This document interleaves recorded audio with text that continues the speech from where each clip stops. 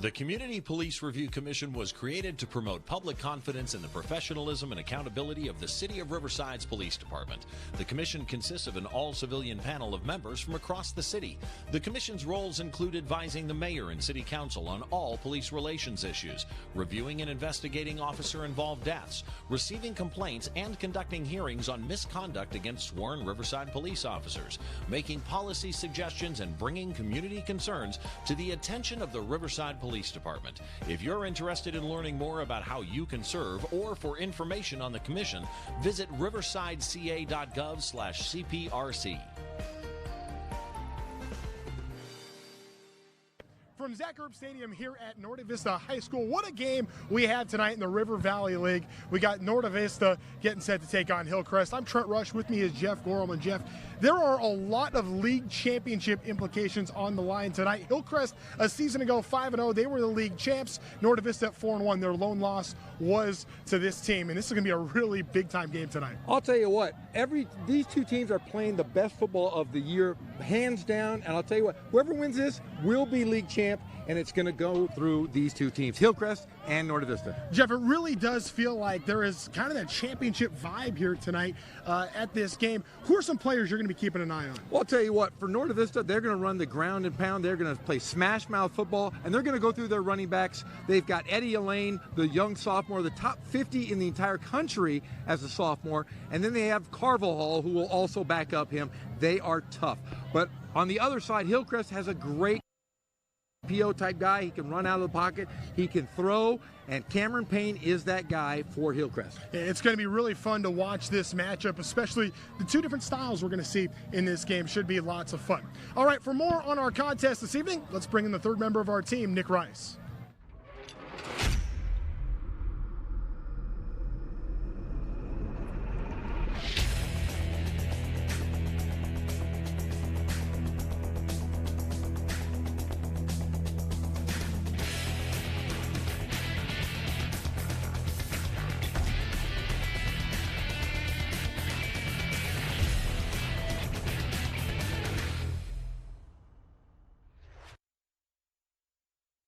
Not very often do you get a football game with these type of implications, as you mentioned earlier, this being a de facto conference championship. Also not very often do you get a game where Hillcrest plays a home contest on the road against their rival Norte Vista. So despite this being a Trojans home game, this has the feeling of a neutral site conference championship. Can't wait to do it. As we get the kickoff going, let's send it back up to you guys. All right, thank you very much, Nick. Yeah, these two teams share the site here at this beautiful stadium that is Zach Erb Stadium. We got the superintendent is here at the game tonight, hanging out, checking in with both head coaches, and Norte Vista and Hillcrest getting set for a huge game in the River Valley League. Really, these are the two best teams in the league, Jeff, and it's very clear this feels like the league championship game. Well, I'll tell you what, Hillcrest is the newest school in the city of Riverside, and then you have one of the oldest schools, Norte Vista, and Ken Batdorf, who's been here for 26 years of those many years. Tell you what, this is a great game, and I truly believe whoever wins this ball game will go on to be the River Valley League true champion. Meanwhile, on the other side for the Hillcrest Trojans, their head coach Travis Carter in year number 1. We'll talk more about him a little bit later on. Hillcrest won the toss. They have elected to defer, so they will kick. They are the team that is in maroon, and then you have Norte Vista, the Braves, in white.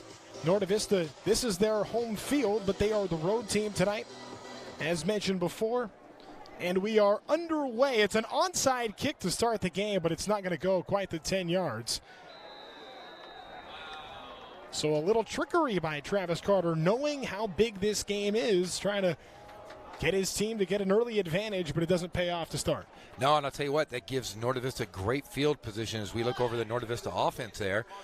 I'll tell you what, you got to be careful because they do have great running backs, starting with that great sophomore, Eddie Elaine. The Elaine train is what some people have called them, but he's got a good offensive line up front, and we will see the Braves running all night long.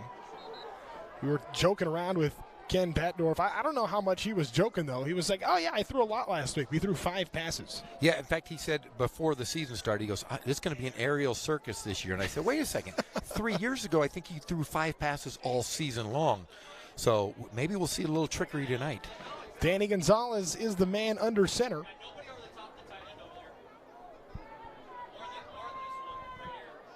Elaine is wearing number 1. He's lined up on the slot side over to the right. Man in motion as they're going to go with a little sweep and nothing doing. Picked up right away by Hillcrest for a huge loss. They were all over that, the Trojans were. And I'll tell you what, the speed of Hillcrest could pose a problem because on the edge they've got quickness. That means Nordavista is going to have to try to go straight up the gut. That was a little different call from Ken Batdorf. Normally it's off tackle, house right, house left. Yeah, we could expect to see Nordavista try to run things sideline to sideline, east and west a little bit more than usual, as at least that first play might have been an indication of that. And you're right, Jeff, typically the Braves like to go right down the middle. But a face mask penalty against Hillcrest stops what could have been a big-time stop to start the game. That is a huge penalty here early on. Let's see if Novi can capitalize on this and see if they try to punch it right up the gut, right up the middle off tackle here. Boy, things could not have started worse for Hillcrest, failing to get the onside kick, and then after getting a big stop, a 15-yard penalty sets up a 1st and 5 situation. This time it's going to be a pitch. They go to Elaine, and he is through for a 1st down. And he will get the bulk of the offensive snaps, but I'll tell you what, they have a great other running back, Carvajal, who is a phenomenal, more of a power back. Elaine, more of a finesse, kind of an Eric Dickerson-esque type player. Big back. Right through the middle, real shifty play. Elaine was a 1,500-yard rusher a season ago, and that was with a senior who is another 1,000-yard rusher. Not a whole lot of room to work here. They gain a couple of yards, but that's it. Yeah, talking about those great running backs that Ken Batdorf has had, Elaine's older brother, Freddie Holly, is the starting running back for the Rainbows of Hawaii. As we get a chance to meet the Hillcrest defense up there in the middle, Gabriel Dominguez, a senior, 6'1", 175 pounds, moved from defensive end to inside linebacker this year, a senior. He is a captain of that group. The one thing that Nordavista hasn't seen too much of this year is the speed of Hillcrest. Hillcrest has great speed on both sides of the football. It could be interesting as we get deeper into this ball game. So that sets up 2nd and 9 here. The man in motion is Elaine. And it's going to be a handoff. Carvajal up the middle, gets a little bit of space, drags a defender with him, and he's got himself a 1st down. And there's the power of Carvajal. It's kind of thunder and lightning-esque. Remember the old USC Trojans? That's the thunder. The lightning, of course, being Elaine. But last game, Nordavista ran the ball for 14 minutes. 25-play drive lasted 14 minutes. So the whole first quarter, they held the ball. That was textbook right there by Jesse Carvajal. The sophomore just kept marching those legs and took a defender with him. They go right up the gut to Elaine here, trying to create some kind of space. He's dragging some defenders too, and he's going to get close to that 15-yard line. So an 8-yard pickup on 1st down on the ground. Contact was made right away by the Trojan defense, and Elaine said, "You're not stopping me." He is too quick. Yeah, like I said, he's tall, he's athletic, plays basketball. Just one of those guys that if you gave him a football, basketball, or baseball, could probably do well in everything.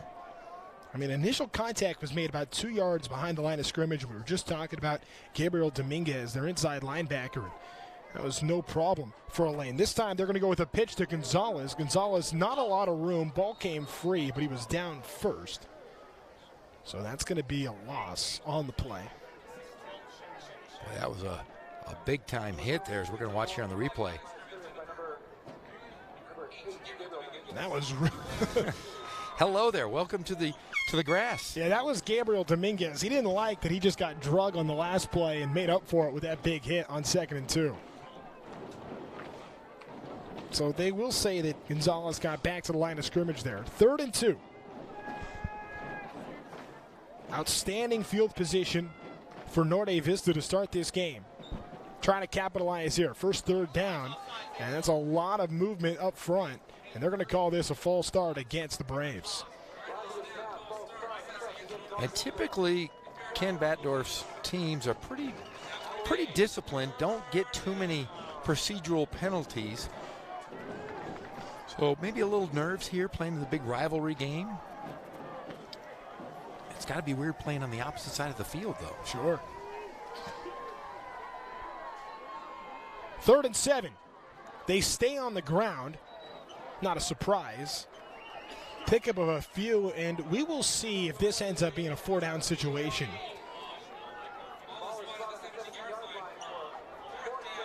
Well, if I know Ken Batdorf, and I do, they are going to go for it.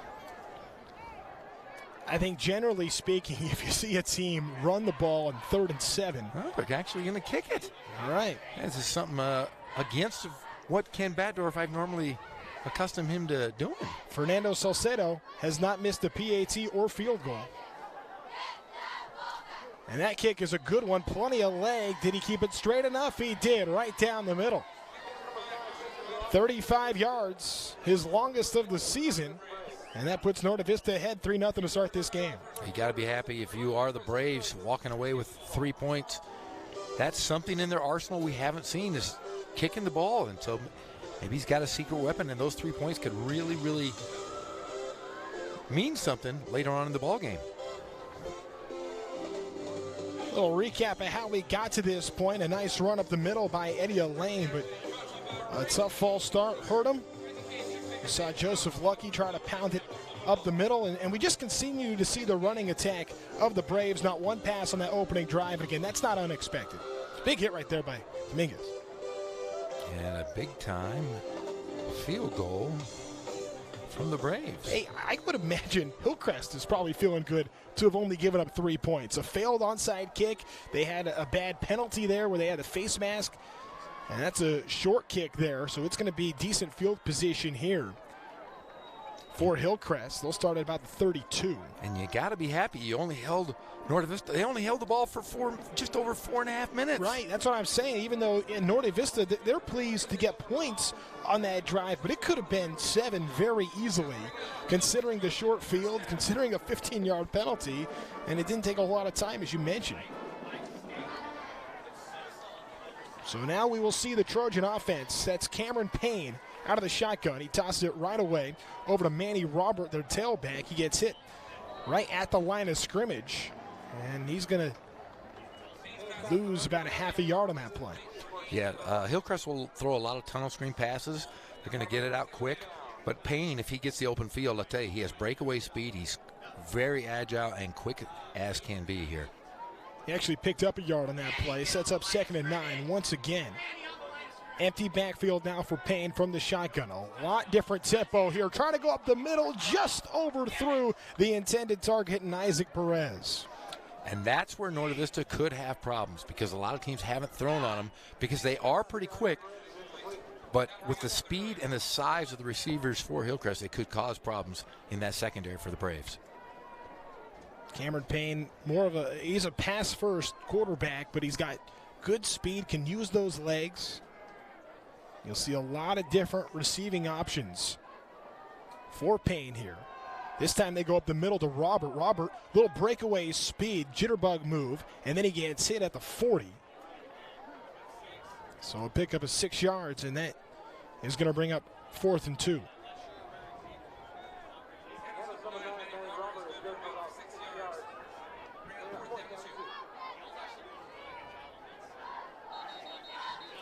Now we'll see trips to the left and a timeout being called here by Norte Vista.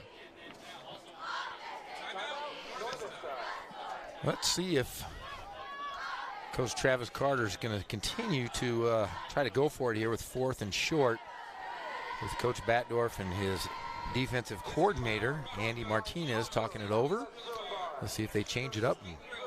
Good chance to meet the Braves defense here.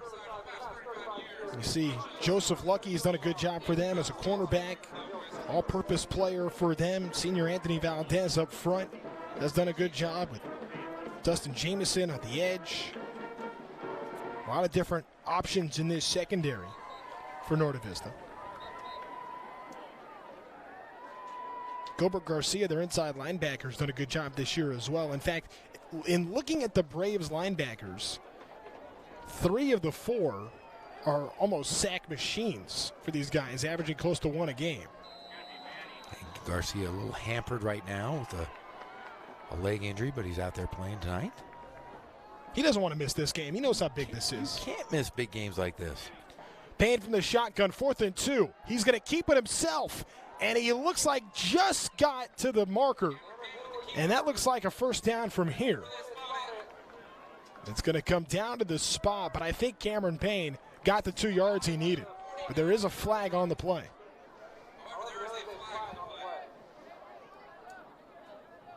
If it's a hold, it's going to change the situation. And there it is. Boy, that one stings for the Trojans.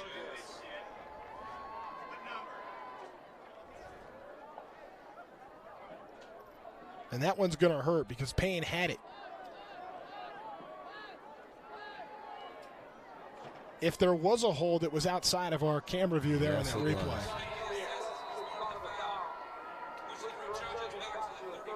So that's going to set up a punt situation. And Norte Vista electing not to receive. A lot of high school teams this year going into they call it the fire. You just get out, kick it. Hopefully you get it in decent field position here. Well, if you have a great punter, that's one thing, or somebody that can catch punts. I've talked to a lot of players, and actually you can talk to NFL guys. They'll say that's one of the hardest things to do in the sport, field a punt.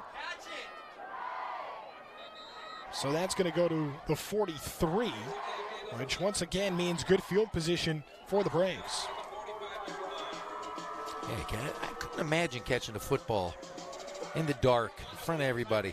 I have ice in my veins, Trent Rush, ice. Yeah. But I don't know if I could do that. It's like playing Little League Baseball. You get that pop fly and the sun is in your eyes. I know if it was basketball and you were getting an alley-oop toss to you, I know you're throwing that thing down, especially now that you're the lean, mean machine. I'm telling you, I can dunk again. I believe you. This one goes up the middle of the lane. Going to get past the 45 to the 46-yard line. Pick up a 3. You have to pull back the curtain. You're the voice of UC Irvine. I'm the voice of UC Riverside men's basketball. And in fact, when you come down to the SRC this year, I'm going to dunk for you. I want to see it. I'm going to do it in my dress shoes. I want to see it with my own eyes. Otherwise, I'm going to have a hard time believing that. I'm going to be completely honest with you. I'll be hurt for about 2 weeks, but I'll get one off before I get Hey, David Patrick's got a good team this year. He's got a great squad. I formation. This time they go up the gut. And that's stuffed out by the Trojan defense. It's funny you mentioned the Thunder and Lightning. I can't help but think about the Reggie Bush, Lindale White combo, and it's against the Trojans. That's exactly really right. Throwing me off here. Now we could talk about like what Mike Leach did the other day. Where did you see when he talked about the mascots of the Pac-12? I did see some of this. Yeah.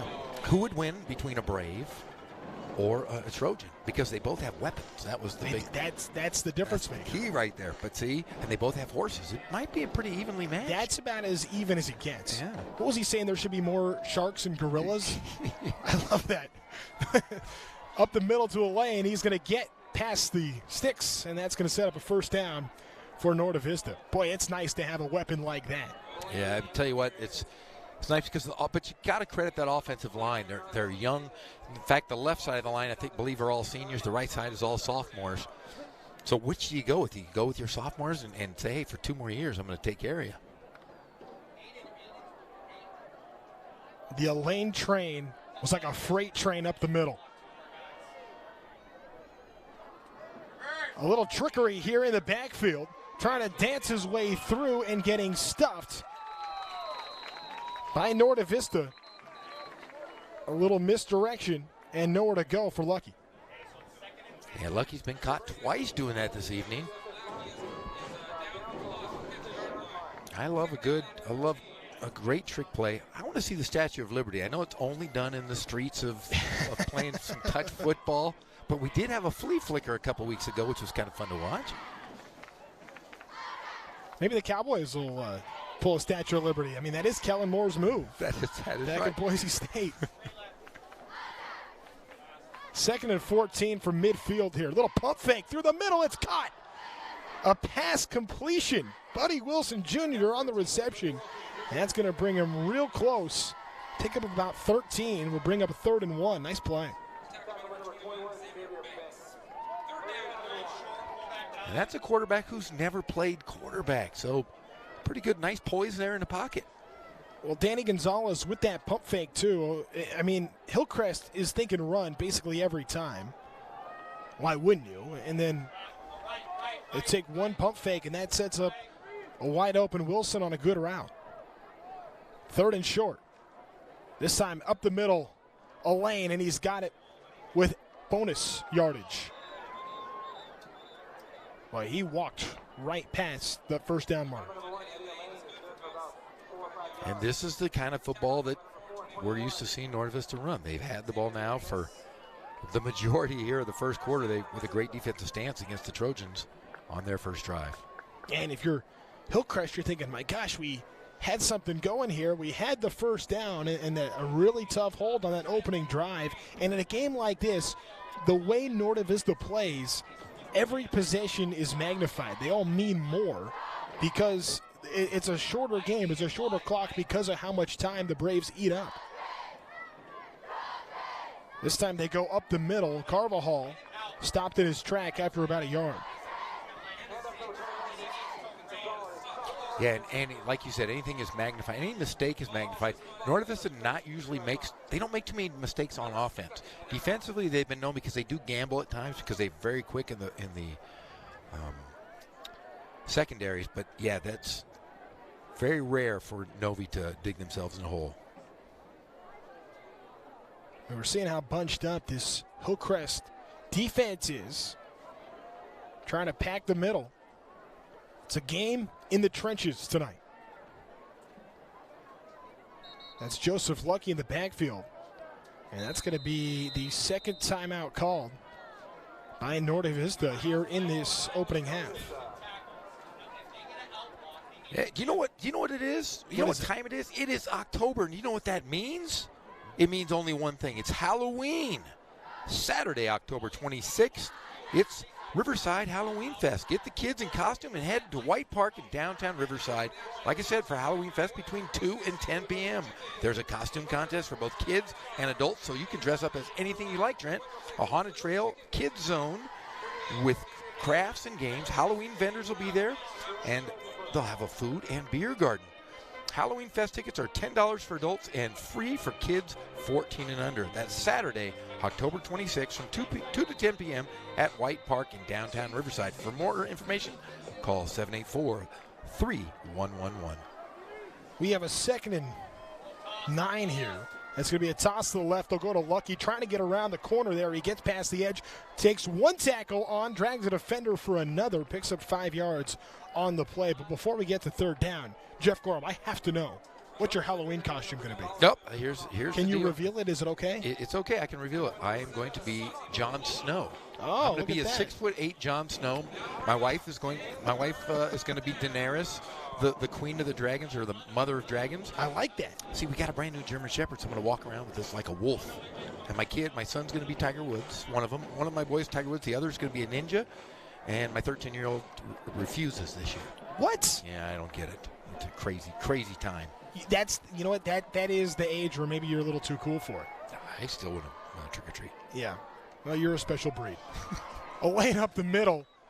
We'll see if he got there on 3rd and 5. He's going to be real close to that stick, and the officials will say, yes, that's a first down. So 5-yard pickup for a lane. Boy, on 3rd down, they have no problem going to him, and he picks up another one here. That's the 3rd of this drive. And it, once again, dominated the first quarter by Norte Vista and that clock. And quite honestly, things haven't gone that great for Hillcrest. They're only down by 3. They go back to a lane up the middle, breaks a tackle, finds some space towards the end zone, and it is a first down.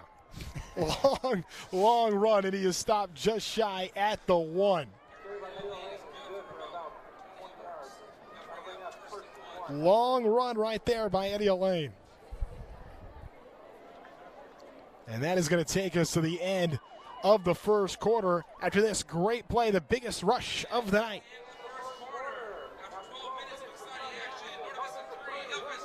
Xavier Banks got drug about 5 yards there. So with Norte Vista up 3-0 at the end of 1, let's go down to the field and check in with Nick Rice. Thanks, Trent. So I'm here at what is now in 2019, the new way to look at plays for high school football, the big monitor and the tablets where they take a look at some of the miscues of a particular play. Travis Carter, Hillcrest head coach, spoke about one play, Cameron Payne's overthrown touchdown. There's some miscommunication. The emphasis of the play was a trips to the left, and throughout talking about that play, there was a receiver running a wrong route, which led to the overthrown football and a potential touchdown that was saved by Notre Vista. Critical play of the football game. We'll see if Hillcrest can adjust. Back to you guys. Thanks, Nick. Yeah, you just think about missed chances for Hillcrest in that first quarter. Yes, Norte Vista has dominated, but they had the first down. They got brought back on the hold. You had a really big-time play that he was talking about with Isaac Perez running up the left side with lots of space, and it was just a missed throw there. So it could be a very different game right now. Meanwhile, the Braves are about a yard away from punching this one in on 1st and goal. And they will go right up the middle. They go to their man, Elaine, and he is in the end zone. That's a touchdown. First of the night. Makes it 9-0 Norte Vista. And anytime you're in a close situation like that, you got to go to your stud, and that is Elaine Train. According to our unofficial stats, the 13th touchdown of the year for Elaine. Sets up a PAT opportunity for Salcedo, who already hit a field goal earlier in this game, but misses the PAT wide to the right. So still 9-0. Yeah. But Elaine was just a workhorse on this drive for NV. Carvajal with a touch there. It was the Elaine Train all drive long. That was the pass play, I thought, that really set up everything. It really did, and it really changed momentum because it spread that defense out. You can't just pack the middle. And we have seen a few times already tonight, Jeff, the Braves try to work things to the outside, but like we see on this play right here by Joseph Lucky, they've gotten a little bit of success there. Trojans seem to be ready for it, but not ready to stop that guy in Eddie Elaine. There he is for the touchdown. When you run off tackle with those great offensive linemen, you kind of can, you don't have to be super quick. You just got to be smart, and Elaine is that smart kind of runner. To about the 13. This one is going to be fielded by Isaac Perez. Perez, a good return, gets past the 30. Sets up decent field position for the Trojans here.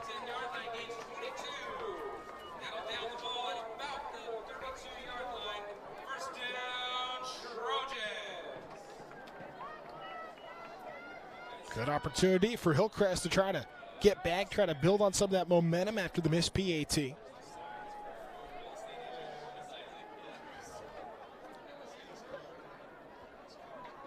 Two very different styles. Payne from the shotgun. They go right up the middle. That's Robert. Picks up 5 yards.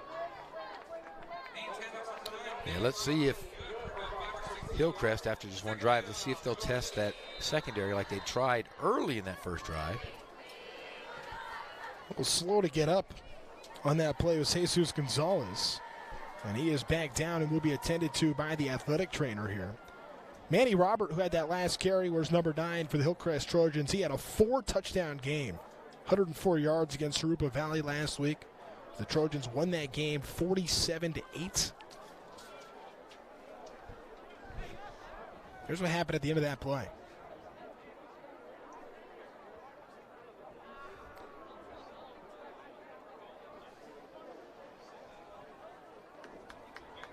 But for Norte Vista, in theory, the next best team in the league behind these guys playing each other, maybe Ramona in the River Valley League. Well, Norte Vista just beat Ramona 43-7 last week, and that's who Hillcrest is going to play next week. Yeah, in fact, Ramona was undefeated going into that ball game, and I'll tell you what, it was like you said, that first quarter drive really, I think, tired out the defense of Ramona, and that's really where that offensive line paid dividends. That's a big number. Cameron Payne, shotgun, pump fake. He goes up the middle to Robert. Robert takes a defender with him, and he's going to be right at the first down line, and that's going to be a first down. He gets it. Needed 3. He got it. So here's what happened at the end of the previous play where the injury happened. It looked like it was right at the end. It looks like he got that right leg twisted in there. Jesus Gonzalez did, the junior. Jesus Gonzalez, a 4.0 student. Swung to the left side. That should have been a live ball. It was picked up. But the officials blew it dead. Boy, that was behind the line of scrimmage to Robert. That should have been a fumble. I agree. That's a live ball. That's a lateral. Wow, really surprised to see the whistles blow that one dead. Let's get another look. Oh, yes. By about a yard. It wasn't even particularly close. No. Wow. You know, I saw Norte Vista back in the 70s used to throw a bounce pass to the and it would throw everybody off. And guys, they would score because everybody thought it was a dead ball. Again up the middle to Robert. He gets back to about the 47. Sets up a 3rd and medium here.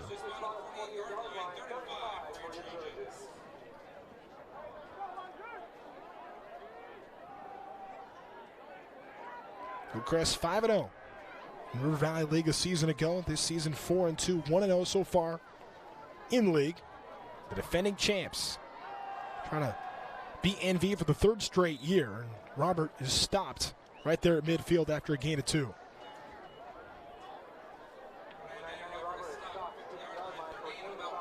In fact, last year, John Brandon stepped down and retired as coach, and Travis Carter stepped in and runs a lot of the same stuff, but has added to that offensive repertoire.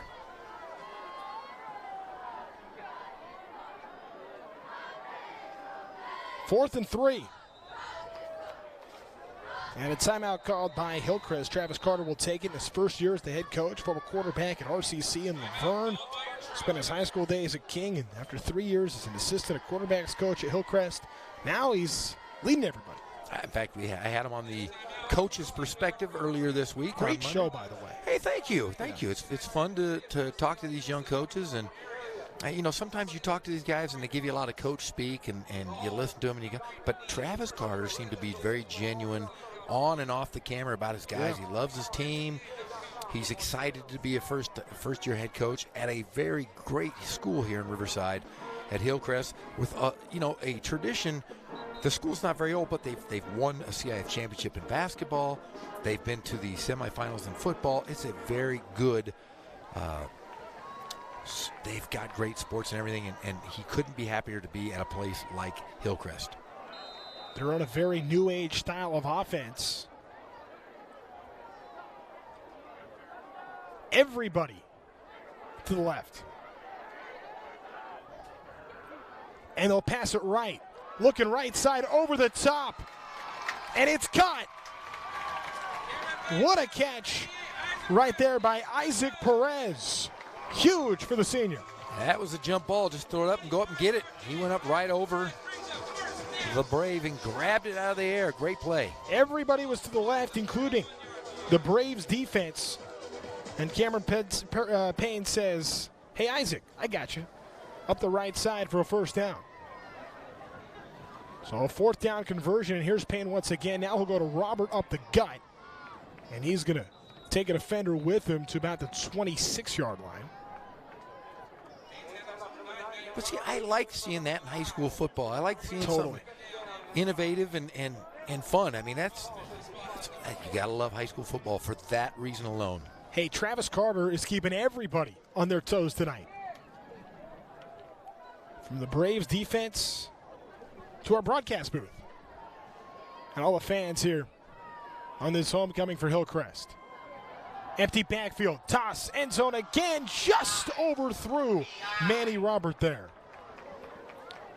Great offensive call there. And like I said, twice now they've had opportunities and both times have been overthrown.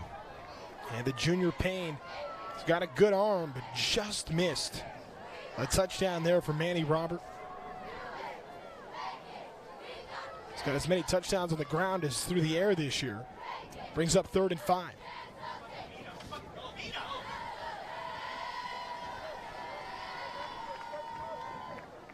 Rivera and Robert to the right, Trips to the left. Looking right side is Payne. He's going to keep it himself. Avoids a tackle, and he's going to be just shy of the markers. That's going to bring up 4th and 1. And if you're Payne, I'll tell you what, you saw a hole that big. You've got to attack that hole and go.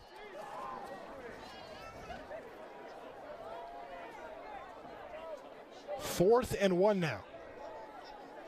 Let's go to Nick Rice down on the sideline. Well, we've got an important 4th and 1 first. Yep. Yeah, we'll see this. There's going to be a Right keeper back. here for Cameron Payne, but a flag on the field. And we'll see who this one is against. And this may be against Hillcrest. And it is a 5-yard penalty. Let's go back down to Nick. Okay. All right, awesome. So, thanks, Trent. One of the top tacklers for Nota Vista, Jesus Gonzalez, was injured and seek medical attention, but he's back on the field for the Braves. Meanwhile, Nota Vista, and talking to Ken Battendorf, the head coach, and throughout the week, Nota Vista has been dealing with some injuries. We'll see how that sort of health situation comes back to affect the team later in the ball game. Guys, back to you. Thanks, Nick. 4th and 6 from the shotgun is Payne. Slips through 2 defenders, and he is tossed to the ground for a sack. A 4th down stop. Well done up the middle. Oscar Godoy comes up with it. Braves will take over. Yeah, I'll tell you what, you see that sideline. That's a momentum shifter right there. Already up 9-0. The defense holds strong for the Braves. This could be an icebreaker here. Looking at that last drive, I mean, early on we saw Manny Robert do a good job carrying the load up the middle, but ends up being a stop for the Braves, who already are up by 9 in this game. They go back to Elaine. Elaine gets across the 35 to the 36 for a gain of about 4.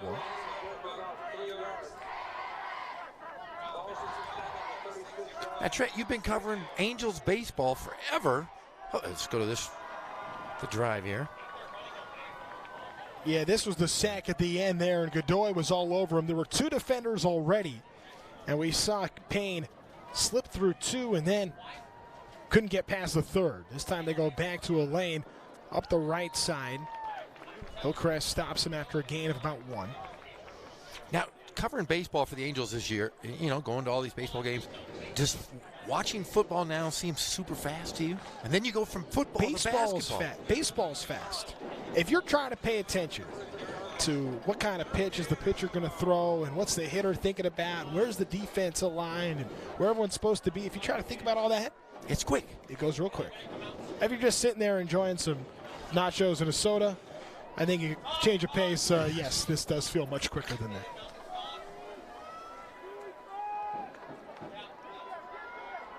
Pitch to the outside. They go to Lucky, trying to get around the corner, and the Trojans have him stopped in the backfield.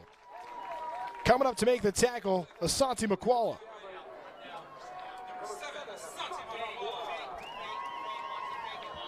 And Makwala there, very quick to get up to Lucky on the outside. Lucky has not had a lot of success going to the outside tonight. Yeah, it's obvious the Braves are really trying to get him around the edge. And again, not a whole lot of space. The Trojans seem really ready for that. Brings up a punt situation.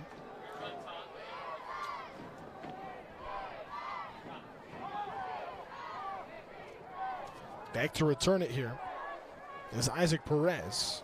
He'll just let this one go. It'll roll all the way to the 27-yard line, and that's where Hillcrest will take over with 5:28 to go here in the first half. Well, a pretty quick half here so far. Pretty flag-free football for the most part. I think 2 weeks ago, listen to this, Trent, we had a game we called. Yeah. There was 37 penalties in the first half. 37, 45. That's too late in the season for that to happen. Oh, man. It's one thing if that happens week 0. It's not supposed to happen end of September. It was brutal. I think Lassiere versus Paris, and 37 penalties in that first half. They try to go back to Perez, and he's caught it this time. Got some space up the right sideline, drug down at the 20, and a big-time pickup right there. Cameron Payne The 43-yard completion up the right side to Isaac Perez. A good throw, right on the money, and Buddy Wilson was a little lost there defensively, and great play and by the Trojans. Boy, that is a 4-yard generous spot they just got on that play. Yes, it is. That is one of the most generous spots I think I've ever seen, if you are a Hillcrest fan.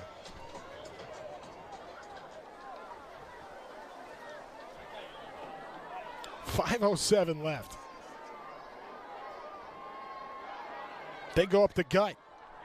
That time for Hillcrest, that was Anthony Correa, excuse me. That was like a continuation play in basketball. Here he goes. We just take a look. That's the run here. I like that. And he just keeps going. 2nd and 7.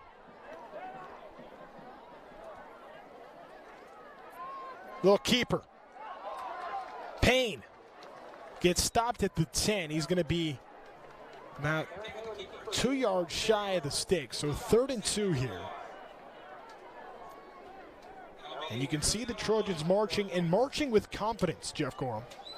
Yeah, we're finally seeing a little swagger from the Trojans here. They had a lot not go their way to start this game. A couple of opportunities blown, but now you see, looks like Hillcrest has put that behind him, and now they have an opportunity to get right back in this thing. Trips to the right. Payne. Pump fake, RPO, keeps it himself, and I think he's going to be short. He just gets back to the line of scrimmage, so now 4th and 2. Let's see if they've got a kicking game or they're going to go for it. Just to get points. I'm one of those guys. If you get down, you've got to get points on the board somehow, some way. Yeah, you want to make it a one-possession. It's going to be a one-possession game either way, so field goal or touchdown. But then it becomes confidence in your kicker. From this yardage, most high school kickers can get it done from here. 4th and 2. Trying to get Norte Vista to jump. And it looks like that was just the idea there. Here's a timeout by Hillcrest. They thought they got the Braves to cross, and now I expect to see the field goal unit here. Let's see if they do. In fact, high school and, college, you can't take those timeouts with you in the halftime, so you might as well use them. Let's see if they bring out the kicker here. But you know what else it is time for? We have another event going on, and it's Dia de los Muertos. All right. Do you like how I said that there? Very good. It's the Day of the Dead returns Saturday, November 2nd at White Park in downtown Riverside from 1 to 10 p.m. The 16th annual anniversary of this traditional Mexican festival is held to celebrate with food, art, music, dance, and most importantly, beautifully decorated and personalized altars honoring loved ones that have passed. For more information and info, call 951-784-3111 or visit riversidedayofthedead.com.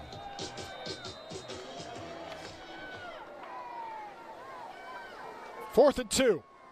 Payne. Right side, he's got Robert in the end zone, but he dropped it. Incomplete. And what was very nearly 6 instead is a turnover, and the Braves will take over. The Braves got lucky on that one. That was a great play call by Travis Carter, and the Trojans just dropped in the end zone. Tough break there for Hillcrest. And with 3 minutes on the clock, look for Norte Vista to try to utilize the entire time here. Get another look at that. Robert had it in his hands and just couldn't bring it down. And that would have been huge because Hillcrest had the ball going into the second half. Elaine picks up a couple. Yeah, I wouldn't expect Hillcrest to get the ball back here the way Norte Vista controls possession like they do. By the way, going back to Dia de los Muertos, that celebration going up, I'm interested in attending the event, Jeff. One thing, though, to really get me, I want to see you and the family doing one of those dance performances. That's what's going to get me there. I would do it. The Gorham family, we're not shy. I could get the Gorham boys, The wife might be a little iffy. She might have to wear a mask or something. But no, the Gorham boys, we're like the Osmonds.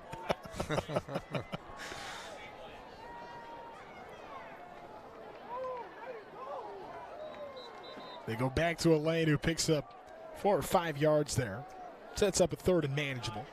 Riverside puts on these great events. Last night, Pep Fernandez and I, our good friend, we co-hosted the Long Night of Arts in Innovation. I saw you were hanging out with like a tarantula over there. What was going on? I had a boa constrictor around my neck. I was right next to a poisonous rattlesnake and a glow-in-the-dark scorpion. It was great. You're a tougher man than me. Nowhere to go here, so the Trojans get a stop. And now they may have a chance to get the ball back. 1 timeout left, as do the Braves. See, here's a little thing I got to tell you. Pep and I flipped a coin for it. The original, what was going to happen is I was going to hold the snakes, but he was like, I don't want to do it. And he was going to eat a bug, but they didn't bring over the bug for him to eat. So I got stuck holding the creatures. And then I had to do some virtual reality, which almost fell on my head. And Pep was hoping I was going to fall on my face. It was a great time, though. The long night of Arts and Innovation. I'm not kidding around. It was a long night. There was thousands of people that packed downtown Riverside. And we had school districts. We had UC Riverside, California Baptist University, RCC, La Sierra, Loma Linda, and all of the school districts for the young kids. Pep and I were playing drums. We were playing drums on some Home Depot jugs. I love it. Yeah, we had a great time, though. And like I said, Riverside puts on some great activities. And like I said, Day of the Dead, as we look across the school at the bottom, from 1 to 10 p.m., November 2nd, at White Park, downtown Riverside. Make sure you check it out. So Hillcrest just used their last time out here. And on 4th and short, if they get a stop, they will have a chance with a little over a minute left. All the Braves need is 1. And there's a flag. And that is going to be an encroachment against the Trojans most likely. And this means that I'd kind of eliminate the chances. The officials are going to talk about this here, but it did look like Hillcrest might have jumped off sides. No, it's a false start. That's against Norte Vista. So they got to scoot back 5 yards. Boy, that's a big break right there for Hillcrest. Yeah, the way the ref threw the flag, it looked definitely like it was going to go against the Trojans. Right, that's the way. I mean, it kind of looked like you want to let this one go. I didn't see a whole lot of movement there, but this could be a big game changer here. If Hillcrest gets the ball back, they get the ball here in the second half. If they score, this could change the complete complexity of this ball game. I think Ken Batdorf is probably trying to say, hey, who moved? And it would be hard to come up with the answer because I didn't see it. Well, they're going to be watching this tonight at 11 o'clock. Watching this game carefully, I'm sure Coach Batdorf's going to say, that was a bad call. Everyone's human. He's still over there. 26 years. I love what we were talking about earlier, too, when he had a chance to talk with him on the sideline, what he's doing. He's got his players cooking meals for the rest of the team on Tuesdays. Yeah, he picks a certain, like the offensive linemen that, they'll make giant sandwiches or something, and you get the receivers, they'll make hot dogs. What a great team bonding thing right there. But I get invited every single week, and I go every single week because I have to eat. How is it? It's fantastic. I have to stop by next Tuesday. Short punt. And this one is going to go out of bounds about the 33-yard line. So a really good chance here for Hillcrest. They got a minute 24 to go 33 yards after just a 23-yard punt and try to get some redemption after dropping that touchdown in the end zone. Yeah, I'll tell you what, Coach Travis Carter has got to be happy with this situation. I mean, they're going to have an opportunity to get the ball right back here. Well, they got the 3 and out they needed. The penalty helped. Instead of a 4th and 1, a punt situation, and now an empty backfield for Cameron Payne. He's going to keep it himself, breaks a tackle, gets brought down at the 25-yard line. So a pickup of 6 sets up 2nd and 4. Trojans looking to hustle here. Clock winding down, minute 9. No huddle offense here for Payne. Pass right side. This one is caught. On the reception there is Xavier Banks. He's got the first down, gets all the way to the 17-yard line. So that's going to bring up first down with less than a minute to go.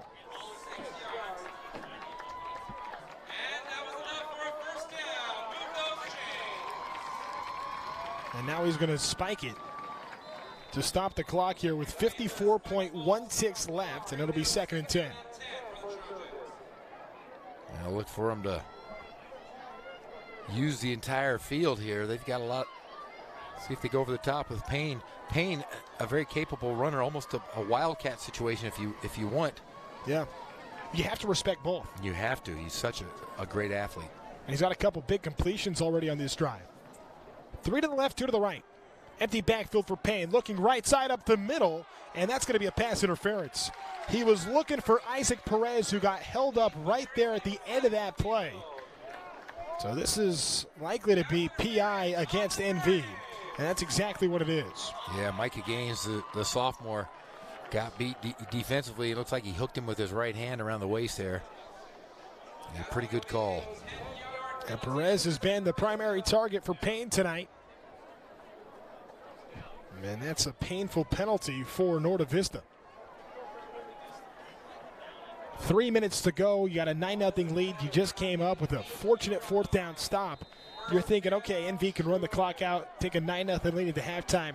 Well, Hillcrest seems to have had a different plan for how to close out this first half. Looking right side, they go back to Perez, and he's got it! A fingertip snap for a touchdown. Boy, they went right back to him, and I'll tell you what a great catch. Like you said, on the fingertips, threaded the needle perfectly, and we have a different ball game here, Trent. Third touchdown of the year for Perez.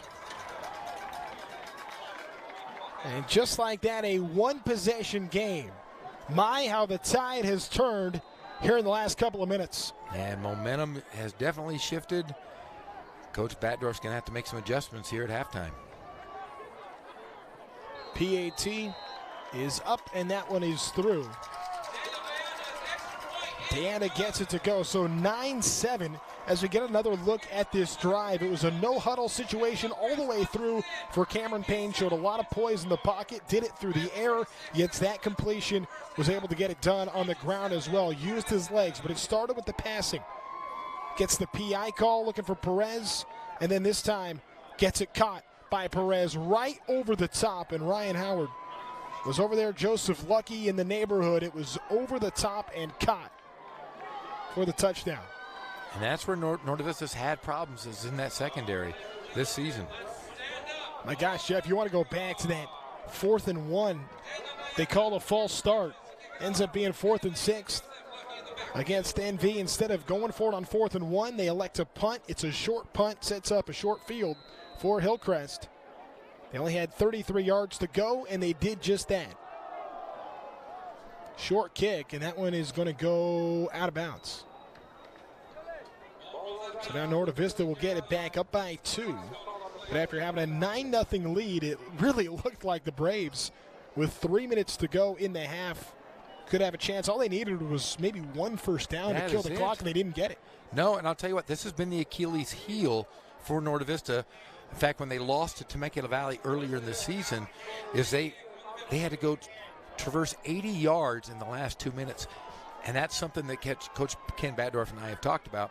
He said, hey, we got to work on a hurry-up offense because there are going to be times where it's going to be a close game. We're going to have to score. We can't rely on that power smash-mouth football. Let's see if they do something here with 46 seconds to go in the half. Well, they will have an opportunity. We'll see if maybe Elaine can break off a long run. That's pretty much what they're depending on at this point. So we'll see Daniel Deanda booted away here for the Trojans. Now only down by 2. And boy, after the poor start for Hillcrest, they couldn't convert the onside kick to start the game. They had a penalty, bring back a big first down. They had a drop pass in the end zone. They had an overthrown receiver that could have been a touchdown. I mean, Hillcrest has had a lot of opportunities to actually have a big lead in this game. And things just weren't going their way, and now the tide seems to have turned. They go onside kick again, and this time they are unable to get it. It is recovered right there. Good job coming up for Norte Vista. The hands team was out there and took care of business. And there's Roberto Rodriguez there to hang on to it.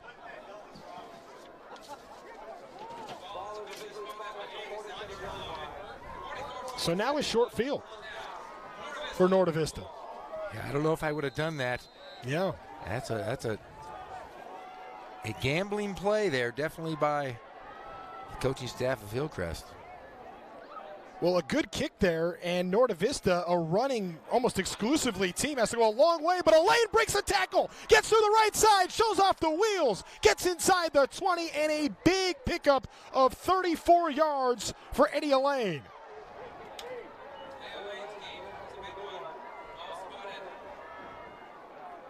Now 35 seconds. Now a real short field and a spike for the Braves to stop the clock. My goodness, that has really changed this game, and that momentum has swung all the way back to the Braves.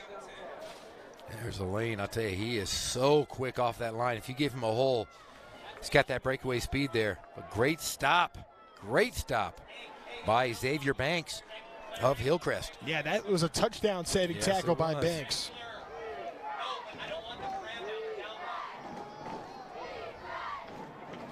Second and 10 from the 17. I formation. Back to Elaine. Stutter step. And he is stopped after a short gain. And now it's going to be a third down with that clock winding down. It may be a situation we're going to have to see the Braves go to the air. Not a lot of time left. That time's still ticking.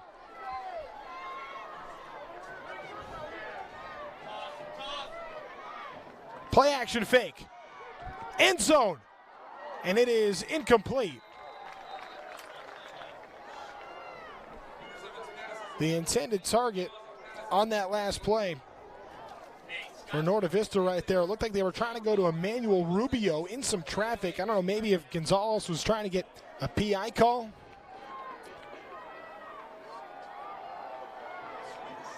Thrown out of range anyway. So on fourth down, a field goal situation. Braves trying to extend their lead. Make it a 5-point game.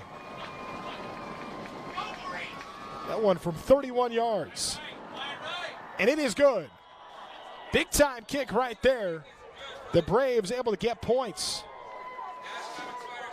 And that's going to take us to the end of the first half with Norte Vista up 12-7. That was a huge play there right before half to get some points on the board. But I'll tell you what, both these teams are going to have to make some big-time adjustments if they're going to win this ball game. Yeah, Nick Rice is now standing by with Travis Carter, the head coach of the Trojans. All right, we're here with head coach Travis Carter at the half. A slow start, but you guys got back in the game with your offense. Yeah, I mean, offensively we're really struggling right now. Defense is doing a great job keeping us in it. Stopping that offense there. So we got to pick it up offensively. We can't have missed opportunities like this to stay in a game with a team like that. Yeah, I'm sure pretty frustrating that first quarter on third downs on both sides of the ball and then an overthrown touchdown from Cameron Payne. Kind of a tough start for you guys. How do you get the momentum back and get the guys ready to go for the second half? Well, I mean, coming out of the half, we just got to play like it's 0-0. We got to hit the restart button, especially on offense. And we got to come out and make some plays, and then defensively, we just got to keep doing what we're doing. I think we'll be okay. Have to be encouraged, though, about the penalties. There's only a couple on both sides. Yeah, absolutely, yeah. Well, that's Travis Carter, head coach at the half. It's a very tight football game. Norte Vista has the narrow lead.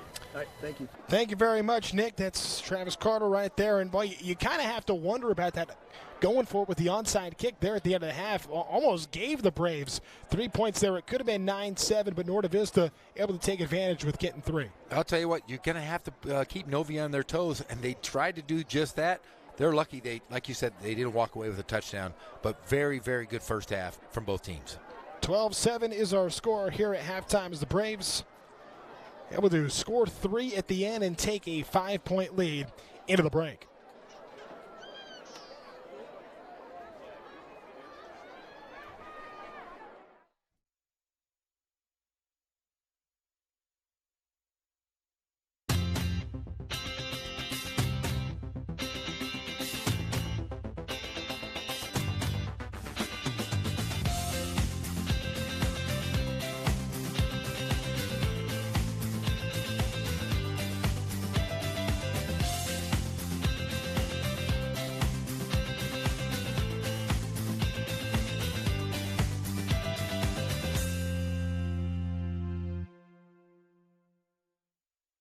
Here in California, citrus is a part of our lives every day. But what if it all just disappeared? A devastating plant disease called Huanglongbing, or HLB, spread by the Asian citrus psyllid, is fatal for citrus trees, and it might be found in your own backyard. That's why it's important that we all do our part to keep California's citrus safe. Don't let California's citrus disappear. Visit CaliforniaCitrusThreat.org to learn more.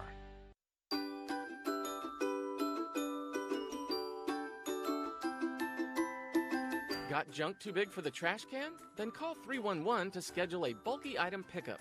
Riverside residents get 2 free pickups a year, but you gotta follow 3 simple rules. Bulky items must be curbside by 5:30 a.m. the day of your pickup, light enough for 2 people to lift, and the total volume can't be larger than 8 foot by 4 foot by 4 foot. If you got a lot of junk, check out our bulky item and e-waste drop-off events held several times each year. Bulky item pickup. Call us today and we'll haul it away.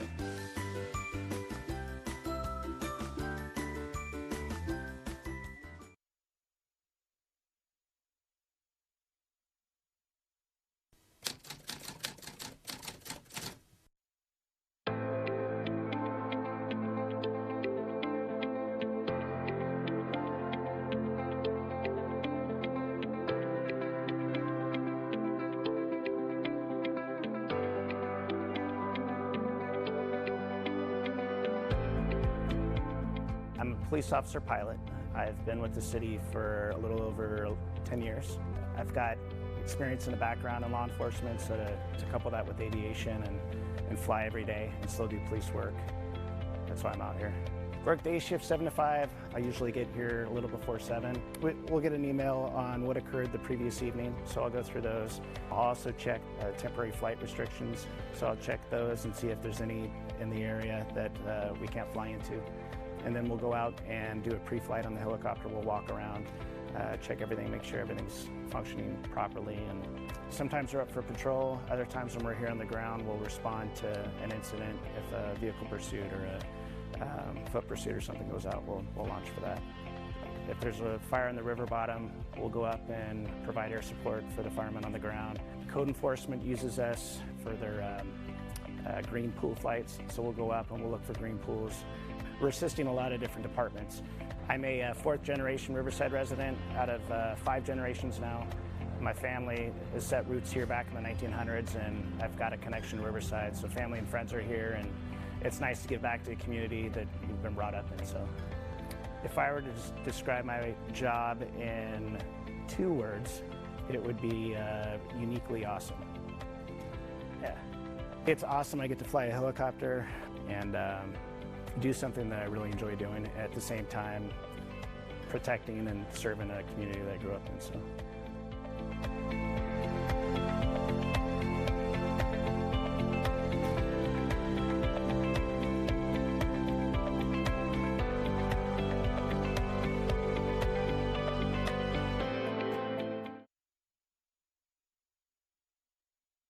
Los Novios is a Mexican market located on Main Street, not far from downtown Riverside. The name means young male bull, which is typically used for its high-quality meat. Alberto Murillo is the owner. Been in the business for years and years, almost 20 years in the city of Riverside. And always, since I started working, I always dreamed like one day I'll have my own business. And since I'm being in Riverside for so many years, I said, well, this is a good opportunity. So I asked a couple friends, and my brother, hey, this is the opportunity of our life. Do we take it or not? And they're like, yes, go for it. The store features a good selection of fruits, vegetables, canned goods, meats, and seafood. There's also several kinds of cheese, salsa, and guacamole. Loyal customers who shop here say it's because of their fresh food and great customer service. I hike at Mount Rubidoux, and I go here every morning to buy fresh ceviche. It's a great market, and they're just gonna get bigger and better, so come shop here. Usually I'll come in here to buy lunch, but if I need anything for my house, any supplemental groceries, I come in here and I buy everything. It's fresh. Alberto says he trains his staff to treat customers like family. Mercedes Duran is one of his cashiers. Just asking with how are you doing, that makes a really big difference. And just being in a small market, you kind of notice who's who and what are they doing. Sometimes we'll even ask them, like, what are you cooking today? Are you doing spaghetti? Are you doing carne asada? Or, that makes a difference.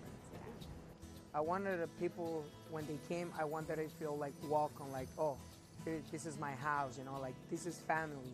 And that's what I wanted to tell all my customers, that they're not just customers, they're guests for me. They're guests, they're my guests, they're my family all the time. When they came, if I know their names, I tell them about their names and everything. I shake hands all day long, and I think they like it.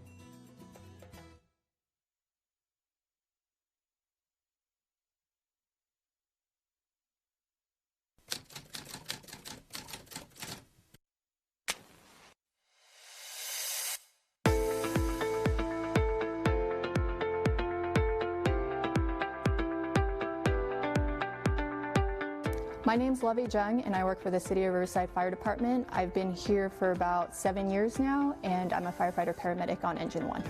When I was younger, I actually wanted to be a firefighter, but I ended up getting sidetracked and went and played softball for the Olympic team in 2004 and 2008, and when I retired in 2009, that's when I decided I wanted to switch over to become a firefighter.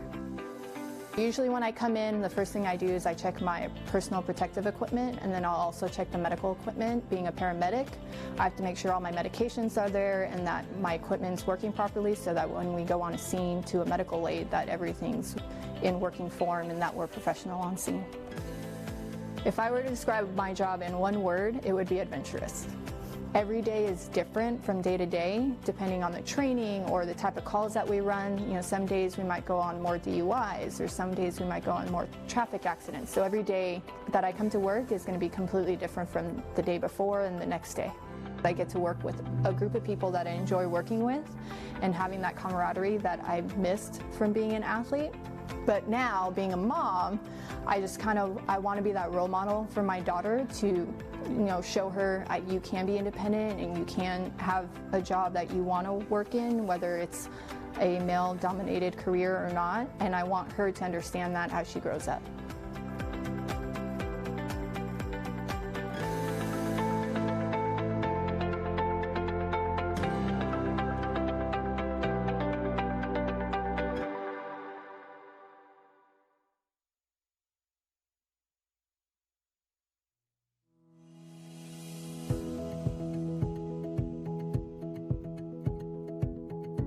We need to make sure our seniors are safe with consistent, proper nutrition and healthy foods delivered to their homes. Elderly patients who do not have proper nutrition have a higher risk of irregular heart rhythms and sepsis.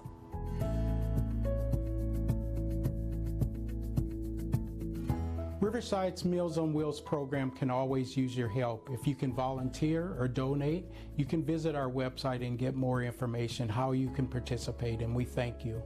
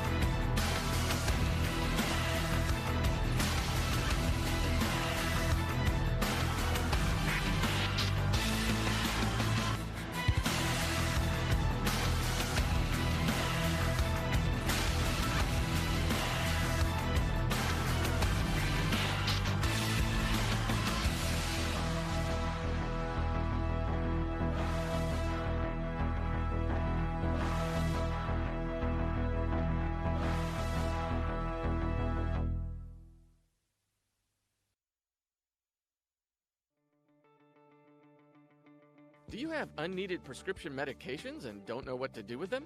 CVS Pharmacy and the Riverside Police Department have a safe and secure drop box located inside the Magnolia Police Station. This free and anonymous service keeps dangerous prescriptions out of the hands of children and abusers while protecting the environment through proper disposal. Most over-the-counter and prescription medications are safe to drop off, however, there are some restrictions. Items such as thermometers, inhalers, aerosol cans, ointments, lotions or liquids, and needles and sharps must be disposed of elsewhere. And please, residential clients only. This service is not for businesses to dispose of their medical waste. Help the City of Riverside keep dangerous prescriptions out of the hands of children and abusers by disposing your unneeded drugs in a safe, secure, and environmentally friendly way.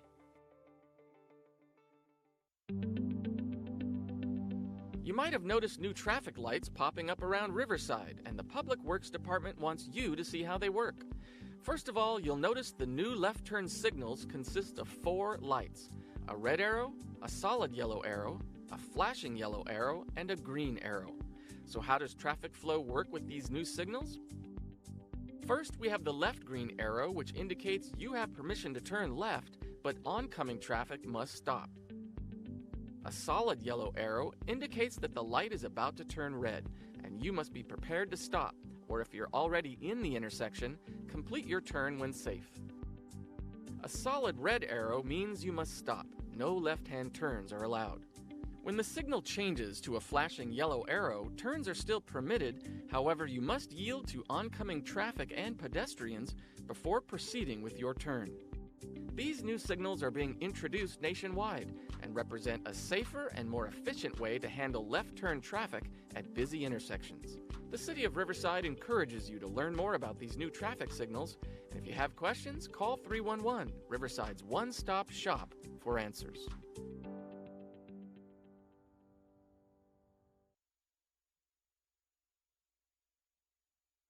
The City of Riverside has launched Riverside Alert, a mass notification service that allows emergency crews to alert you in the case of an emergency, potential hazard, or safety concern that may directly affect you. When you sign up, you'll receive a message on the voice or text communication method of your choosing. Here's how it works. Begin by creating an account on riversidealert.com. Once you've entered your information, you'll be listed to receive alerts. All information you provide will be kept strictly confidential. Riverside Alert allows you to confirm that you've received an alert to prevent the same alert from coming through again. You can also choose to receive notifications about events that may affect you or your loved one's workplace, home, school, and more.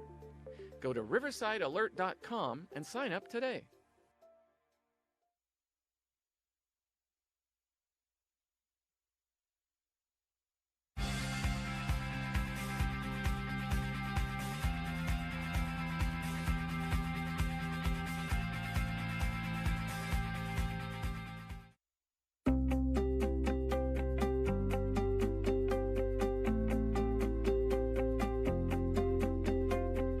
The ones you see on the racks here and stuff are personal, you know, and I take a long time doing it, make sure, you know, there's lathe work and other stuff in there, and it's not just bandsaw cutting out and whatever. These things, it takes 3 or 4 days at a time to make one, and with the train it took probably a week. People say, you know, you can sell these. You go on eBay or whatever and sell them. And no, that'd be like work. I'm retired, you know. When I was in Fleetwood, they had a charity called Rosie's Kids. And they used to do little fundraisers and stuff all year long to get enough money to buy clothing and food and stuff at Christmas time. And so I suggested, well, maybe you could throw a toy in it too, you know, for the kids. One year we ended up with over 600 toys, and we gained somewhere 5,000 or more. I forget exact figure, but we helped a whole bunch of kids, families and stuff. I've been giving out toys for kids and charities and stuff for years, and I know when I was a kid, I had a stick, you know. I grew up in the Depression, so in Brooklyn. And that was tough, and I can remember that, and I didn't have anything, so I want to make sure that almost any kid I see, I give a toy. I do this in sort of on the side to give to kids and see what their reactions are. And I always tell them there's no batteries because they're always playing with the electronics. And tell them that it's going to cost them a smile and a thank you, and I always get it. I just enjoy doing it. I just like to see the kids light up. That's it.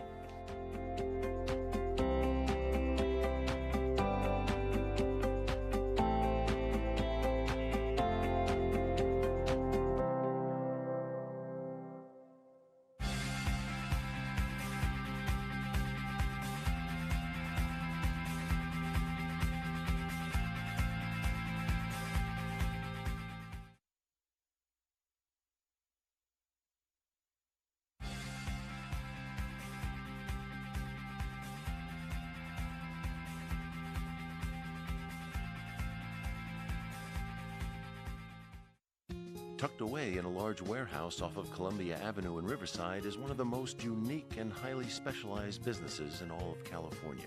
The company designs, modifies, outfits, fabricates, and installs a vast array of custom equipment while turning cars, vans, and trucks into high-tech emergency vehicle. Welcome to West Coast Lights and Sirens. We've been in business since 2007. We have roughly 35 employees in a 32,000 square foot building.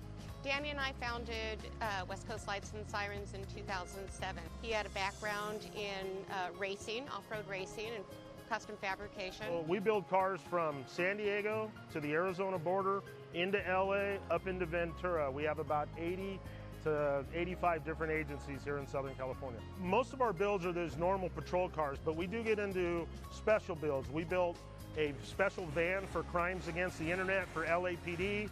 We're going to build another one for the homicide. We build command center units for HEMET. There's a bunch of other things other than just patrol cars that we do here at West Coast Lights and Sirens.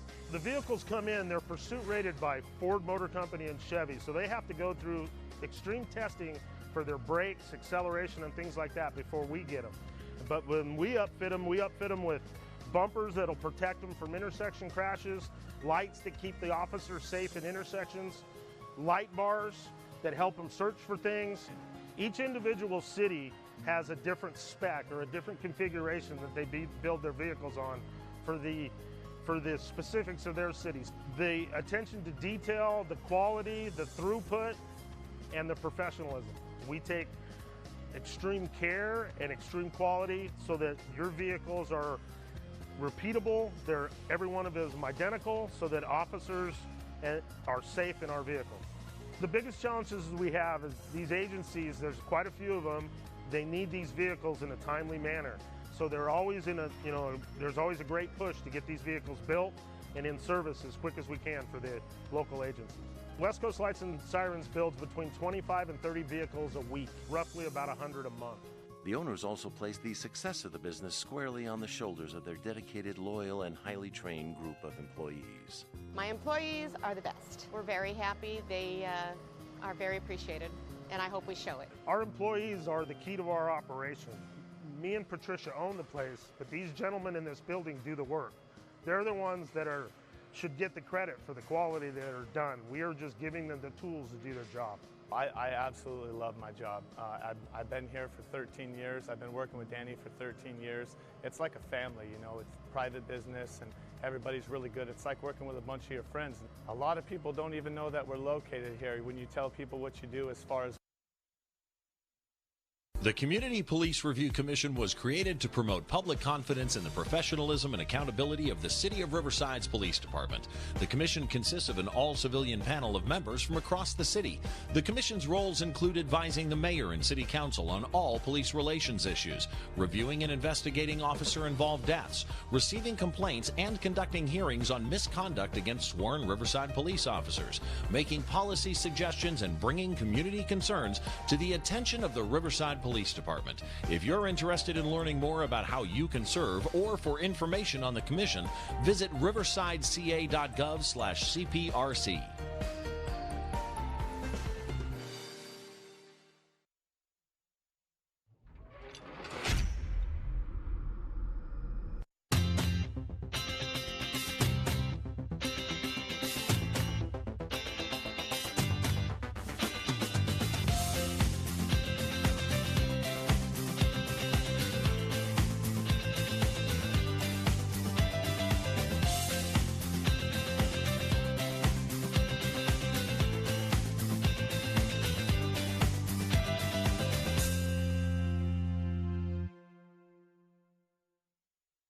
Here in California, citrus is a part of our lives every day. But what if it all just disappeared? A devastating plant disease called Huanglongbing, or HLB, spread by the Asian citrus psyllid, is fatal for citrus trees, and it might be found in your own backyard. That's why it's important that we all do our part to keep California's citrus safe. Don't let California's citrus disappear. Visit CaliforniaCitrusThreat.org to learn more.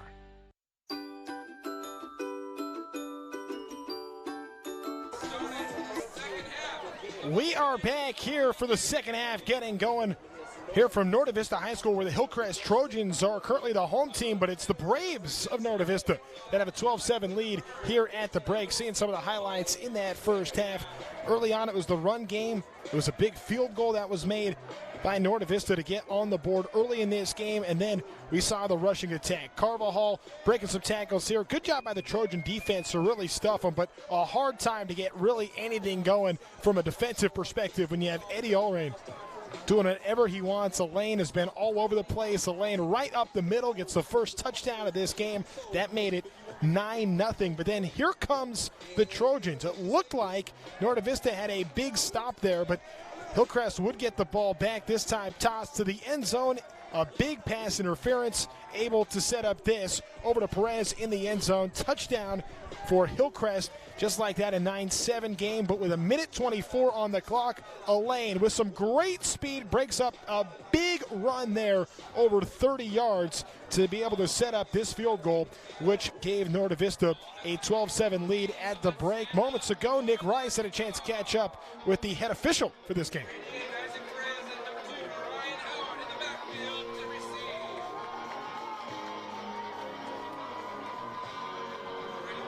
We'll get to that momentarily, but right now we have Norte Vista set to kick off. So it's Hillcrest getting the ball back, down by 5.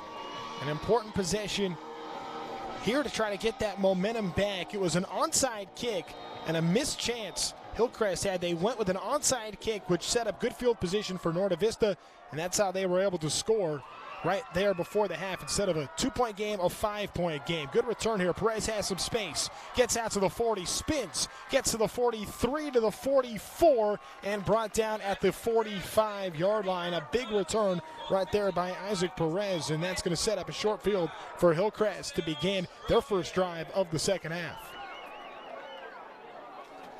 Okay, great run there. Special teams has been up and down tonight for Hillcrest, and that one right there was huge for them. Comes Cameron Payne from the shotgun, missed a couple of receivers for what could have been touchdowns early, but came up with a big one later. Up the middle goes Manny Robert. Manny Robert in some space. Manny Robert, touchdown, Hillcrest.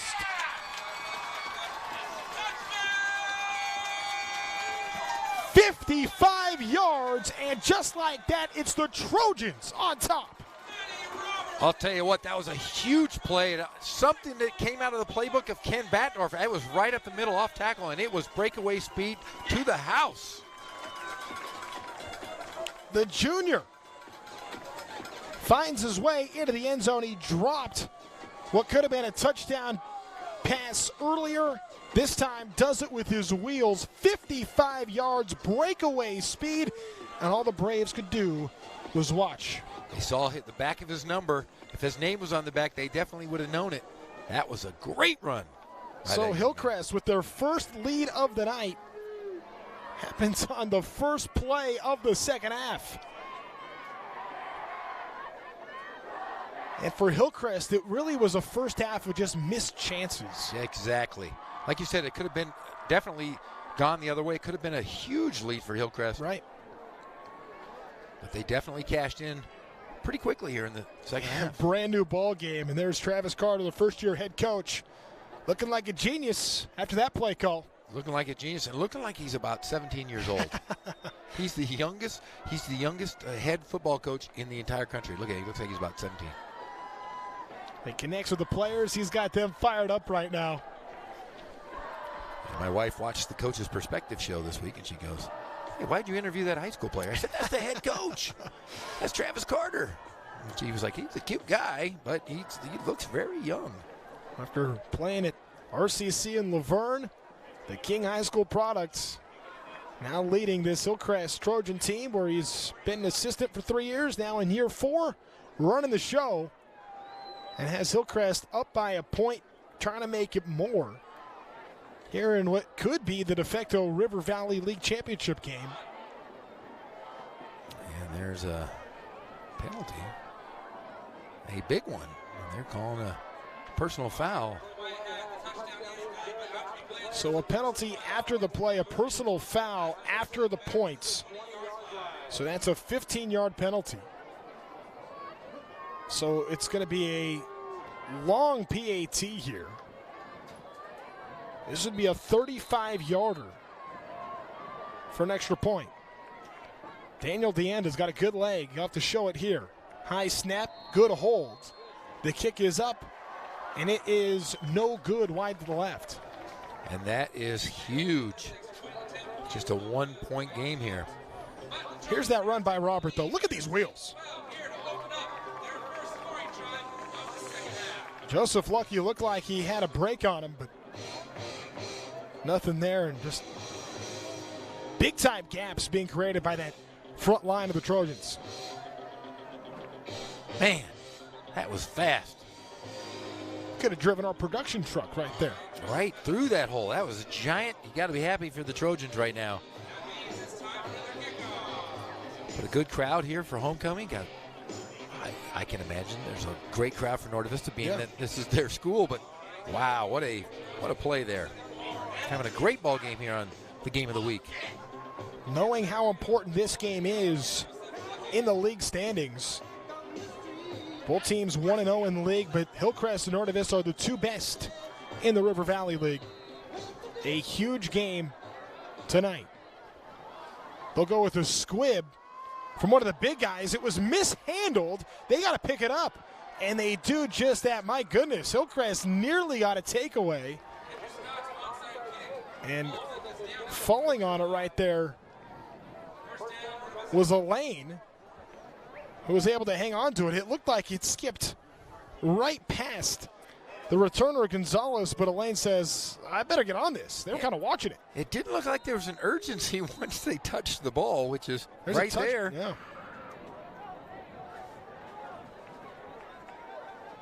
And he's, Now, Elaine's lucky he got that. And they had the hands team, too, between Lucky and Gonzalez and Elaine. That's 3 prominent ball carriers.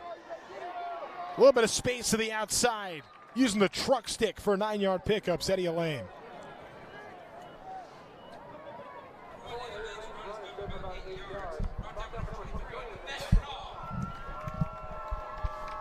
And now you can start to feel some of the tension of this rivalry, knowing how big of a game this is in the RVL. Hillcrest has beaten Norte Vista each of the last 2 seasons. Trying to make it 3 in a row. They got a 1-point lead right now. 2nd and 1. Braves with it. They go to the backfield. Up over the top for a 1-yard pickup and a first down is Elaine. Yeah, it's pretty surprising we had a ball game here tonight, because last night there was supposed to be a game. La Sierra, as we look at the River Valley League standings, Novi at 5-1. The last night's game there was supposed to be 2. Ramona played Patriot, and they got the win. That's where the asterisk there. But La Sierra was supposed to play, and they were supposed to play River Valley last night, but the game was canceled because of the Santa Ana winds and the wildfire, so they're going to play the game tomorrow night. The asterisk there because they played last night, denoting that that's what the game was. All their wins count, don't worry. That's why they played 7 games, and this is game 7 for these 2 teams. Trying to go up the middle. And that line of scrimmage was pushed back. Good job on the defensive front by Hillcrest. Eddie Elaine with little room to go. Nathan Bernal right there. Hillcrest showing that front line defensively. They've held up quite well here versus that pounding of that giant offensive line. If Hillcrest can continue to force Novi to go outside.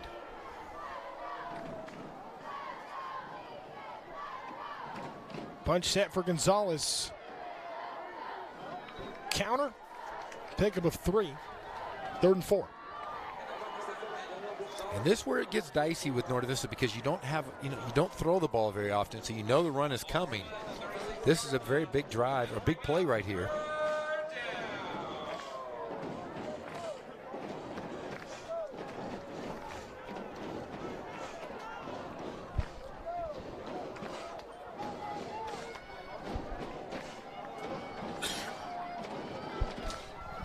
Third and 4. They go to Elaine. Elaine stopped. Big time tackle right there, up for it to make the stop for Hillcrest. Right there, Nathan Bernal, who had one tackle earlier, that time upends the big time tailback, the sophomore Eddie Elaine. Yeah, the free safety got in quick, didn't he? And took care of business right there. That's textbook. That great tackle.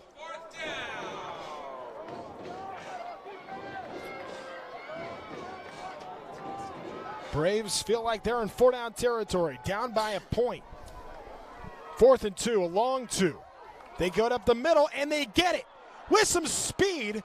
And trying to break that one off was Jesus Gonzalez before the touchdown-saving tackle was made there by Asante Makwala. I'll tell you what, that was a shoestring tackle. Jesus Gonzalez, who was hurt in the first half, came back and looks like he's doing all right there. I mean, it's just by the heel of the shoe, basically, as he gets him. Great stop. 1st and 10 from midfield for the Braves. Man in motion, Elaine gets it. He takes up the left side. Takes a defender with him. Pick up a 7. I mean, this guy is good for 5 or 6 yards every time he touches the ball. Give him the ball every single time, I'll tell you. And he makes it look effortlessly. He's tall. He's a tall runner. His brother, Freddie, not as tall, but was a power back. Like I said, had over 6,000 yards in 2 seasons here for the Braves. Elaine in motion. They're going to go back up the middle. And he's just one of the few great running backs that they've had over the years. They've had some great ones. Freddie Holly, his brother, played here from 13 to 15, had over 6,031 yards total. And then after that, Eric Malesio came in and had, just the 4th best year in the history of high school football. Not California, the history of the United States. Had over 4,400 yards in one season. Pitch to Elaine. He's got the first down and some. Gets brought down to the 37. 4,459 yards. I mean, that's all right. I don't really think you're much until you get to 4,500 yards, if you ask me. I'll tell you what, and in one game, here's one for you. These sound like video game numbers. In 2016, Eric Malesio ran for, in one game, 573 yards. Yeah, no way I could get that many on Madden. Let's figure out how many. I can tell you how many. That's got to be close to a mile. That's a lot of them. So you got 5,280 feet in a mile. Right? So we're going to go, let's see here, 573 yards. 17, wait. I'm going to see you work through this here. I mean, quite honestly, I'm enjoying this. It looks like we do have an injured player, so that we're not enjoying. That is 1,700 feet. No, he's not a mile. That's a good run, though. Ooh. Take another look at this last play. See where the injury happened.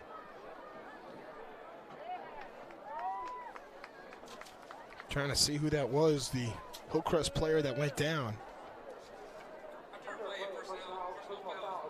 So they're going to call this a personal foul at the end of that play against Norte Vista. And that's going to be a tough one there. And slow to get off the field, being helped off by his teammates. Matthew Erb, the junior offensive, that's for Norte Vista's number 62. This is Joel Quintana. Yeah, Quintana. He's only 6'2", 270. That's a big boy. Yeah, looks like he got. Ain't seeing that. Yeah, looks like a knee or an ankle there. Yeah, Quintana needed help off the field. So a big penalty there brings us all the way back to the 48-yard line. On top of that, Quintana is an important part of that offensive line for Norte Vista. He's now out. And it'll be 1st and 10.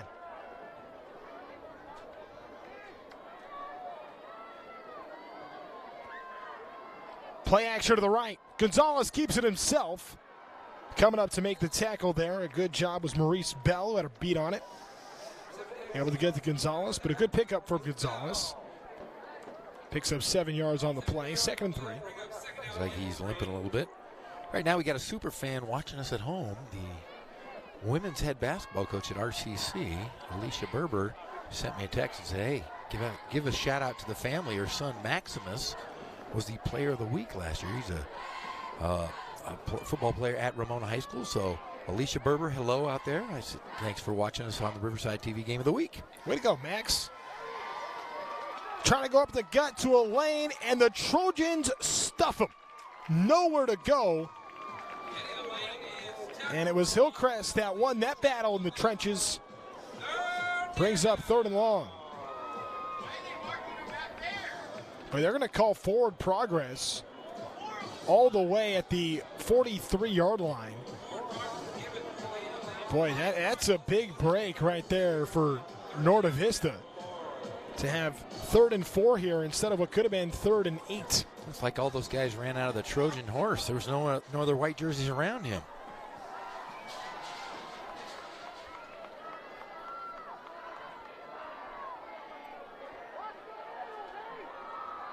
Trips to the left for Braves. And they're not able to snap it in time. So they'll scoop back 5 yards here. And that's about where it probably should have been on that Elaine carry. Exactly. That was a big. We've had 2 awkward spots here tonight, have we not? That's one of the toughest things to do. Maybe that's what Nick Rice is going to talk to the Whitehead about, the spotting. I'm very curious. Next time out, we'll get a chance to hear that. And that was nearly intercepted. My goodness. McCullough had thought about it, nearly jumped the route. The pass falls harmlessly incomplete, intended for Christian Gerardo. See it again from Gonzalez. Yeah, for whatever reason, it looked like McCullough kind of took the foot off the gas for a second. I think he was wanted him to catch the ball so he could make that big hit, make the highlight film. So on 4th and 10, the Braves will punt here from the Hillcrest 48.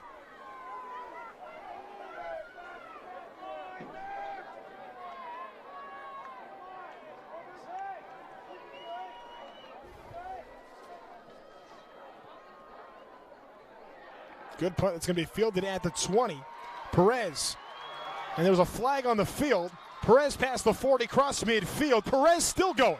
Perez is limping his way past the 30, brought down to the 28. But there is a flag thrown back at the 20-yard line. And we'll see what ends up happening on this play, if this will be coming back. But a big return right there by Perez. Let's go down to the sidelines now and check in with the 3rd member of our team, Nick Rice. Well, the injured Norte Vista Brave was number 62, Joel Quintana.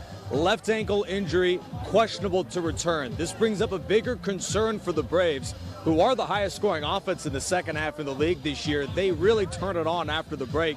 But the injuries to Jesus Gonzalez, Joel Quintana, and some of the key members of this Braves unit who could come back to haunt them in their abilities to close out this football game in the second half.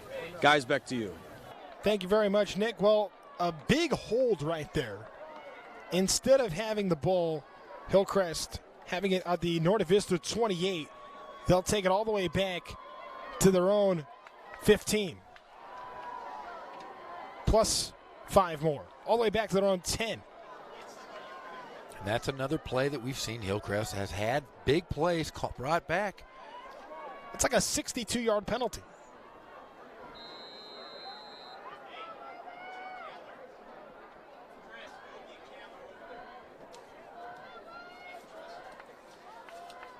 Payne looking to the right side, gets the pass completed.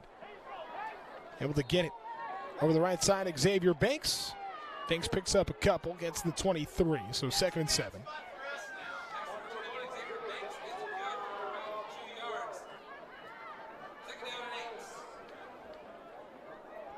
I have a feeling it's going to come down to the wire, Trent. Now, this has the feeling for one of those games. You're just kind of waiting for the big play to happen.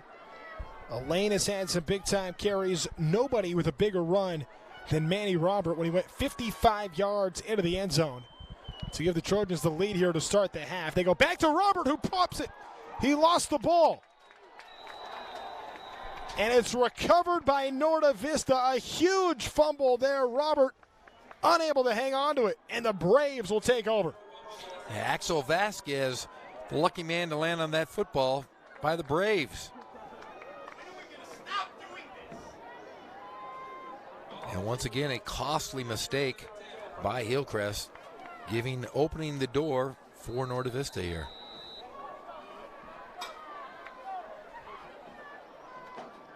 It just feels like Hillcrest has outplayed Norda Vista in this game. They really have. I agree. But 100%. they don't have much to show for it. Up a point right now, though. They go to a lane. The Braves do. He gets past the 20 to about the 18. So a pickup there of about 6 or 7. Call it 6.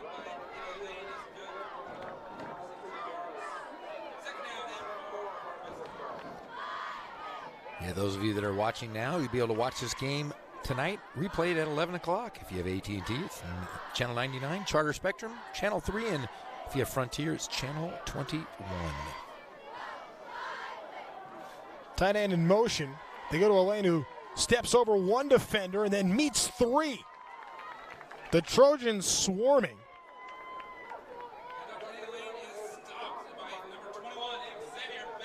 And Banks right there.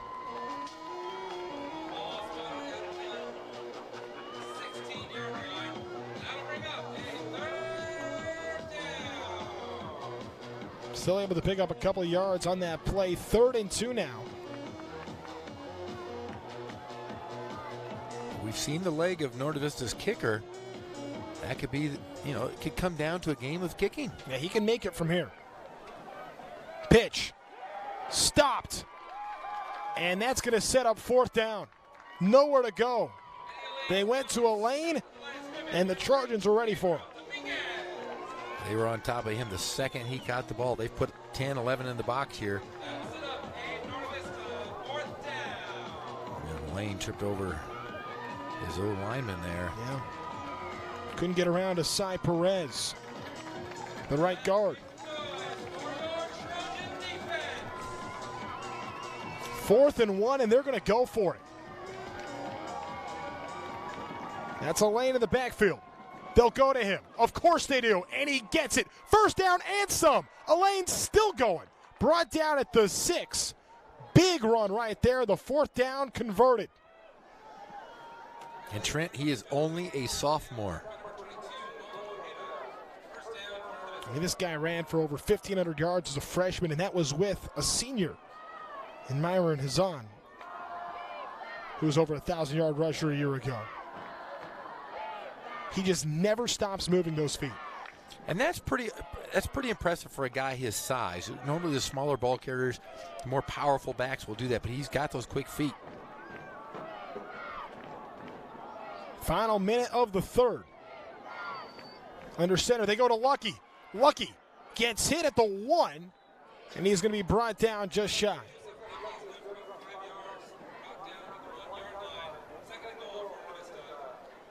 So 2nd and goal. We'll see where it's spotted at the 1.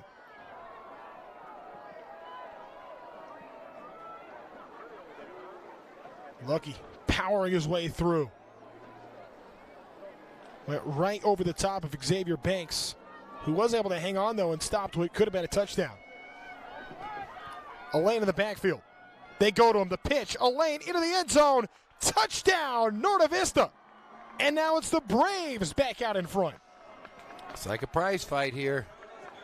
They're throwing haymakers left and right. The Elaine train finds the end zone for the 2nd time in this game. Just like that, 18-13. You have to wonder here, Norda Vista may want to go for 2. I would go for 2. That's what I was just going to say. Why not? Yeah, nothing to lose here. No. In fact, they're going to go for it. And, of course, it's Elaine in the backfield. Gonzalez keeps it himself, looking to the right side. Gets tripped up, but he gets in there. The two-point conversion is made, and a keeper for Danny Gonzalez into the end zone, and now it's a touchdown difference, 2013. Yeah, you knew Gonzalez was going to score no matter what. He was determined. A great fake to Elaine, and tell you what, just dove over that end zone. Dove into the end zone. Great, great call by Ken Batdorf. And this is what started all of that. Manny Robert, who broke off a 55-yard touchdown run to start the half, coughed it up here, left a short field for the Braves.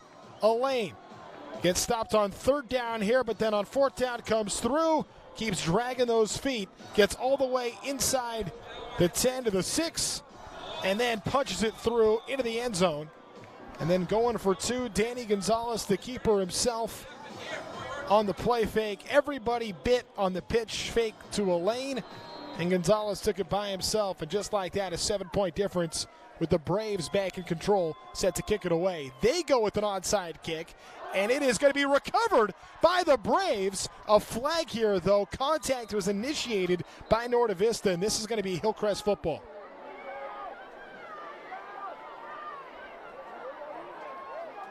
Novi is saying otherwise, but it did look like there was contact made first by a Brave on a Trojan. Even though Norte Vista recovered, it should be Hillcrest football here on the onside kick. And that's the contact we're talking about. Right there we saw Jesse Carvajal. Got a little too far out in front. And the officials are trying to discuss this right now. At least, did the ball go the 10 yards? That's part of the conversation. Thought it did that.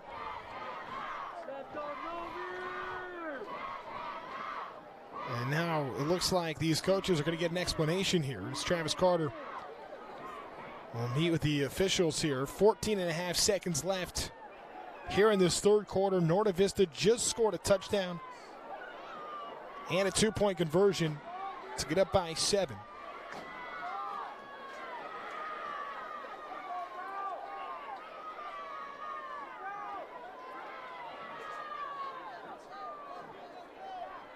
Yeah, and that penalty is going to be against Norte Vista, so it's going to be Hillcrest football. And on top of that, because of the penalty, they're going to get to scoot up some yards too.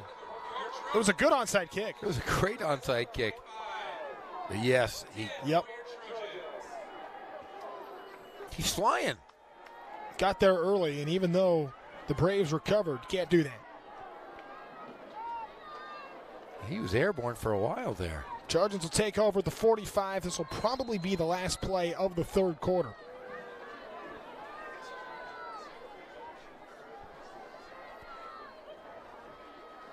We'll check in with Nick Rice as soon as this quarter is done, hanging out down on the sidelines. It's Cameron Pan out of the shotgun. Man in motion there is Howard. Little misdirection. They go up the middle to Robert. And Robert is brought down, and that is what will take us into the fourth quarter. What a game we have here at Norte Vista High School. It's the Braves up by 7 here in the River Valley League. The two best teams in the league, winner in control to win a league championship. Now let's check in with the third member of our team, Nick Rice. Travis Carter, the head coach of Hillcrest, has spoken specifically to his offensive line. Zone blocking, down schemes, and different ways to get that offensive line more involved, especially in the run game. Since the moment he has talked to his offensive line, we saw a long return from Isaac Perez lead to a clipping penalty against Hillcrest, and also a Manny Robert fumble. While that may not have been due to the offensive line, it led to the go-ahead touchdown for Norte Vista, and the Braves are feeling good going into the fourth quarter, up 20-13. We'll see how that offensive line plays in the final 12 minutes of regulation, guys. Back up to you. Thanks, Nick. Yeah, you know, it always starts with the big uglies up front. Those guys don't get any love, but they deserve it. But they're the guys that are eating all the good food, apparently, with Coach Batdorf. Yeah, we still got to check that out on Tuesdays. This week I had watermelon and cantaloupe and hot dogs. All right. It's a good Tuesday afternoon. I heard about some carne asada tacos a couple of weeks ago. We got to check that out. 2nd and 8 from the 43. Here to start the fourth quarter, final quarter. They go to Robert. Robert trucks through one defender, takes another with him. Ball comes free, but it looked like he got back on top of it. And that's going to be a big pickup, and he gets all the way to the 35 for a first down. Looked like the ball came free for a second. No harm, no foul.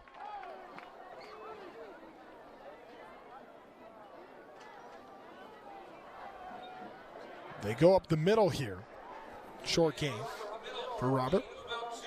Yeah, both coaches holding on to their timeouts here in the fourth quarter. Close ball game. Yeah, they could use them a little bit more liberally in the first half, and now you got to hang on to them. Got to keep them. Can't take them with you in the first half. Let's say he just got back to the line of scrimmage, so 2nd and 10. Slipping through is Robert. And again, just back to the line of scrimmage and nowhere else to go. Manny Robert got stopped. Coming up a 4-touchdown game against Rupa Valley last week. Had the big play to start the half. Now just trying to find any room to roam. Now that North Vista defensive line looks re-energized here. Homecoming for Hillcrest. We saw the court announced at halftime, the parade of floats. Not trying to get a dub. Beating their rival. Trying to beat Norte Vista for a 3rd straight season. Down by a touchdown now. Payne steps up. Rolls to the right. Payne still looking downfield. He's going to launch it deep to the end zone. Incomplete. Trying to go over the top right there to Robert and just out of his reach. I'll tell you what, the timing was there. I think Robert jumped a little too soon.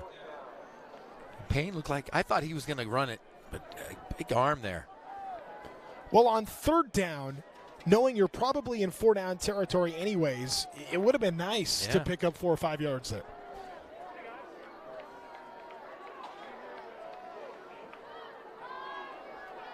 So from the shotgun is Payne. You'll notice a lot of players wearing pink on their socks. That's for Breast Cancer Awareness Month here in the month of October.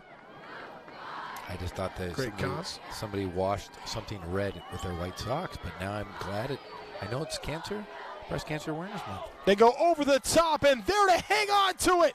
Ryan Howard gets down to the 12-yard line, and a big conversion on 4th and 9. What a throw by Cameron Payne. McQualla was there.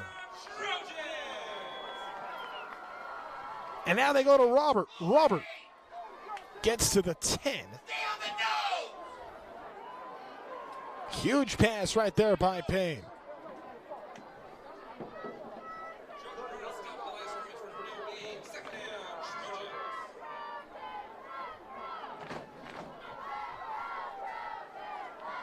McQualla closest to your screen.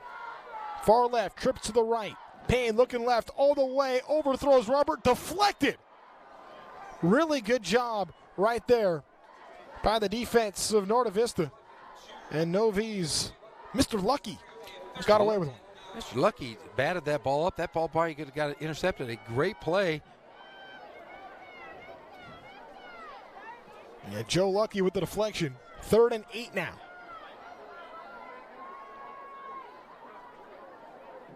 And with the Braves' ability to bleed the clock, the Trojans have to be feeling like this is a must-score situation. Robert in motion. Stepping up. Payne. Payne, right side, nearly intercepted. Closing in on that and nearly coming away with one. Right there for the defense of Novi, Buddy Wilson Jr. It was a perfect pass to Buddy. He just lost it, but this down right here is very important. 4th and 8. Less than 9.5 minutes left. Payne looking left side. The toss. Touchdown. The Trojans get it. Manny Robert on the reception. And now they'll have a chance to tie it here in the fourth quarter.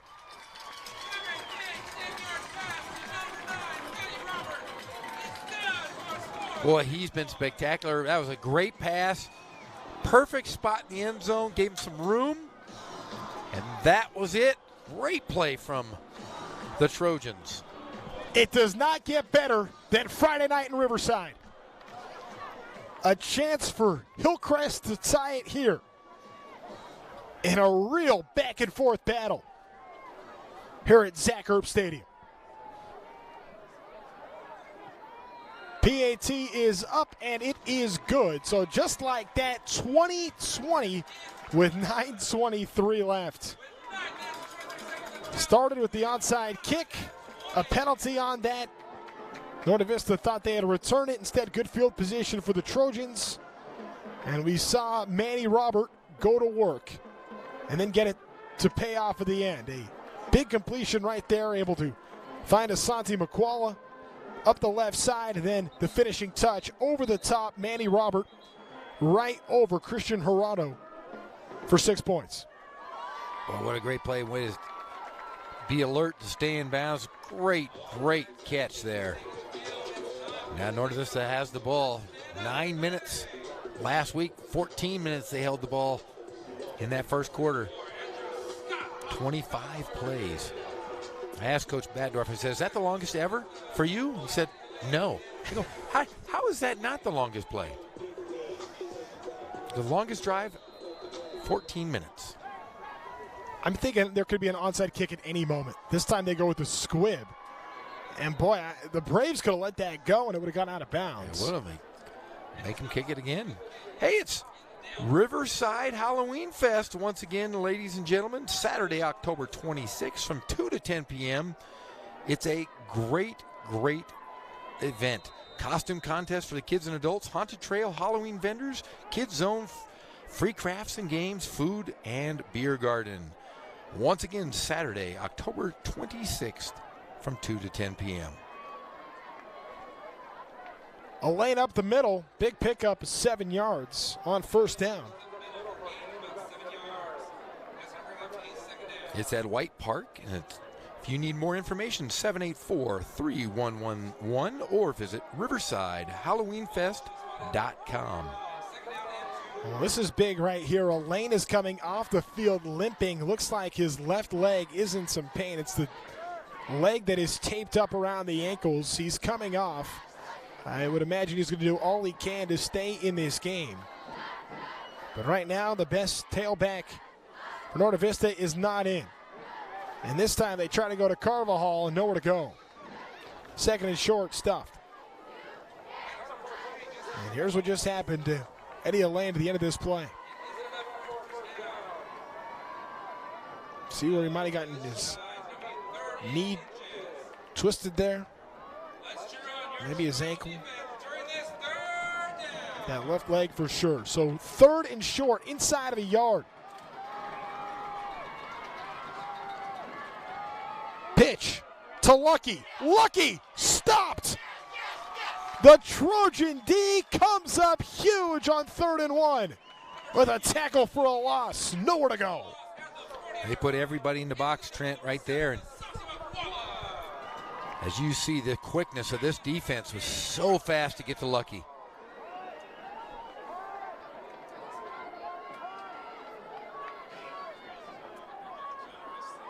Everybody knew in the world that the Braves wanted to go up the middle there. Everyone. And usually they still get it. Now they go back up the middle. And not a whole lot of room for Jesus Gonzalez, but enough for the first down on 4th down. So that a big pickup right there for Gonzalez, the junior. As we'll see Gonzalez and Carvajal try to go by committee in the backfield for the Braves here with Eddie Alain on the sideline. We'll see for how long. Braves trying to bleed the clock and end up with points somehow. Tied game at the moment. Spinning his way forward for a nice pickup there was Jesse Carvajal. He'll gain 6 yards to set up 2nd and 4. Carvajal, just a sophomore, 5'7", 180 pounds. He is one of those guys that lives in the weight room. Anytime I walk by the weight room here at school, I see Jesse, and they're lifting nonstop. Going to be a great ball player for the next 2 years. That's Elaine back into the game. His first carry since he left limping and was able to pick up 3 yards there. So 3rd and 1 now for Norte Vista. And even if Eddie Elaine's not at 100%, Norte needs that guy in there. So, yeah, 80% of Eddie Elaine is still better than 100% of most.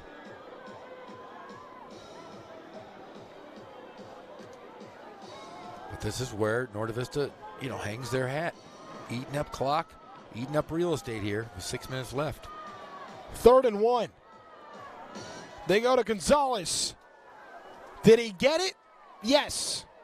He needed 1. He gets 2. And that's a big first down for Jesus Gonzalez. Now less than 6 minutes to go. In a tied game on a Friday night. Here for what could end up deciding the River Valley League Championship.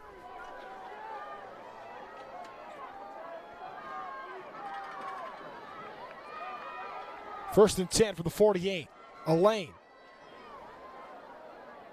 The 43, excuse me. He gets to the 40. Now this is where these teams are going to have to start calling some timeouts because they're playing into the hands of Norte Vista right now. Yeah, the Braves have no problem just letting this clock go and go and go. Like the Energizer Bunny. Hillcrest says, not so fast. A couple of 4th down conversions already. They go back to Elaine. Spins his way forward, gains about a yard. So that'll bring us to 3rd and 6. In 4-down territory for Novi.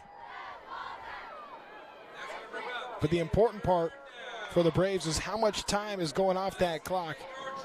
4:35, 4:34, 4:33. Boy, that's a tough physical tailback right there. Good stop there by Gabriel Dominguez coming up. This time they'll pass it. It's nearly intercepted. Nathan Bernal was right there, and he could not hang on to it. But now it's 4th and 6. Boy, that was way in front of Buddy Wilson Jr. and could have easily been a pick. It hit him in a bad spot. Do you know where it hit him? In the hands.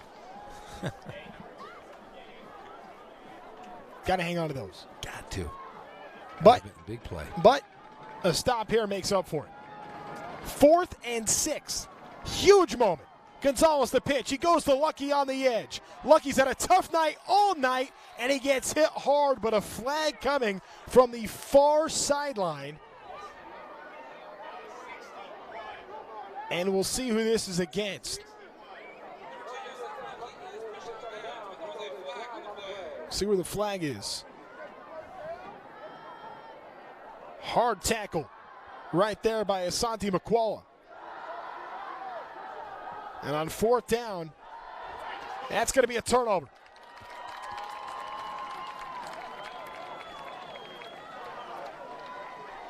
The stop is made, and Hillcrest will take over. Could we have overtime on the game of the week? We are due for a party. It has been that. I don't know what much more you want. This has been the best one we've had all year, and it's because of you, Trent. You're on the call here. Came down. Well, I thought it was because of Jeff. I thought it was because of you. No.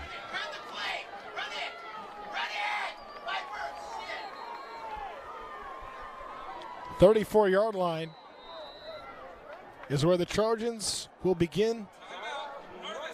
Timeout called by Novi here, so they'll have 2 left. First timeout of this second half. Let's go down to the sideline. Nick Rice had a chance to catch up with our lead official earlier this evening. One of the zebras for tonight's football game, Keith Szabo. So far in the first half, we've seen a physical football game, which has to be difficult calling the game in the trenches. It is.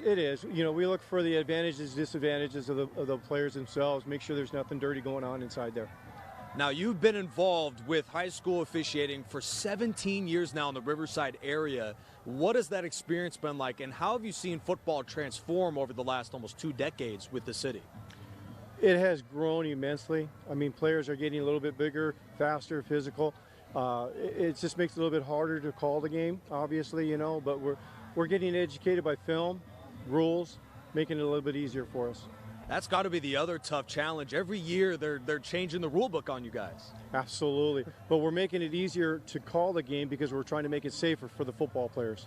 Well, it's been a safe football game so far. Keith Sabo glad to call first half. We look forward to more in the second half. Back to you guys up in the booth. All right, so the pass incomplete. Thank you very much for that, Nick. Good perspective right there, hearing about the changes happening in high school football. And I still want to know about a couple of these calls. That's what he should have asked him. That's what you get a ref right on the spot. It's never their fault. Can you imagine if they did that like in the NFL? It'd be awesome. Hey, tell us about that call. Nope, not going to do it. 2nd and 10. Looking left side. They're able to find Isaac there. Isaac Perez, who slipped and still hung on to it at the 40. We're progressive here, though. We go and talk. They're going to call that incomplete. Wow. What? Let's get another look at this. Did he lose it at the end there? Oh, yeah, he did. All right. See, what are you criticizing the refs for? That was a good call, ref. Good job. They got that one right. Now 3rd and 10. Trojans through the air, deflected and intercepted. It's picked up. Taken right side. Christian Hirano all the way down to the 10 and a huge INT for Norte Vista. Christian Hirano.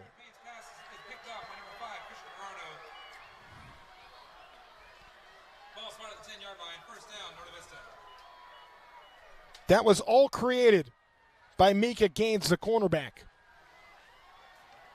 And Hirano going deep into the play here. Man, big change real quickly here. Now it's Novi in control, under 4 minutes left. 1st and goal from the 10. Danny Gonzalez spins, keeping it himself. Short gain. He did pick up a couple as he kept chopping those legs to gain 3 yards. 2nd and goal from the 7.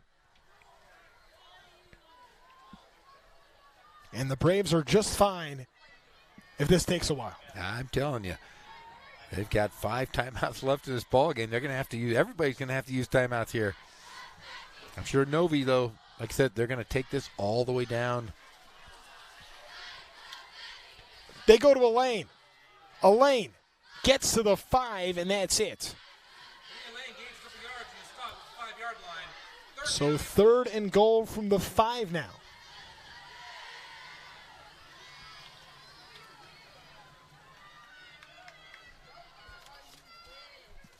You can feel the tension here at Zach Erb Stadium.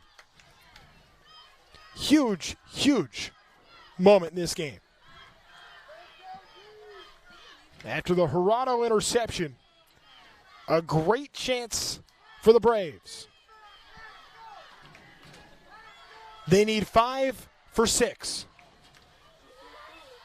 They go to Elaine. Elaine up the middle, and he's in! Touchdown, Norte Vista! Wow. Elaine's 3rd touchdown of this game. Hey, Asante needs a rush. Asante must rush. Yell at him to rush. Asante needs to go. It's coming from Asante. My, how this game has changed in an instant. The PAT is good. Okay, great defense by Hillcrest. Phenomenal defense. Yep. They have an opportunity. Turnover right there. And Norte Vista, a big play off of the turnover, really, really got them that game Christian so far. Hirano, a two-way player. Wide receiver on offense with the biggest catch of the game as a defenseman. Probably the biggest catch of his career if they go on to win the River Valley League crown.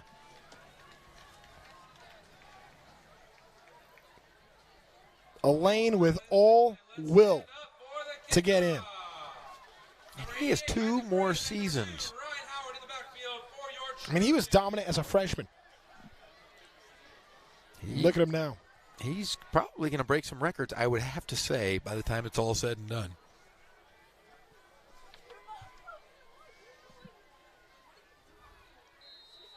So with 2.5 minutes left, we'll see if the Trojans can put together a little 2-minute drill on the offense. They need a good return here.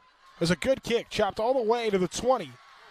It is a good return, so they will begin their drive at the 30-yard line. Picked up there by Julian Bishop. Hey, don't forget, Dia de los Muertos, or Day of the Dead, returns Saturday, November 2nd at White Park in downtown Riverside from 1 to 10 p.m. This is the 16th annual anniversary of this traditional Mexican festival held to celebrate with food, music, art, and dance, and most importantly, the beautifully decorated, personalized altars honoring loved ones that have passed. Payne from the shotgun, and that one is dropped right there by Asante Makwala. For more info, please call 951-784-3111 or riversidedayofthedead.com.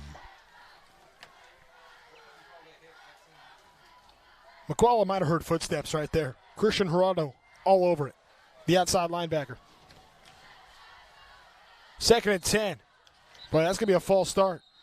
It looked like Ryan Howard on the right side was a little too excited for that play. And that's exactly what it is. So scoop back 5 yards. Trojans, 2nd and 15. Tough break.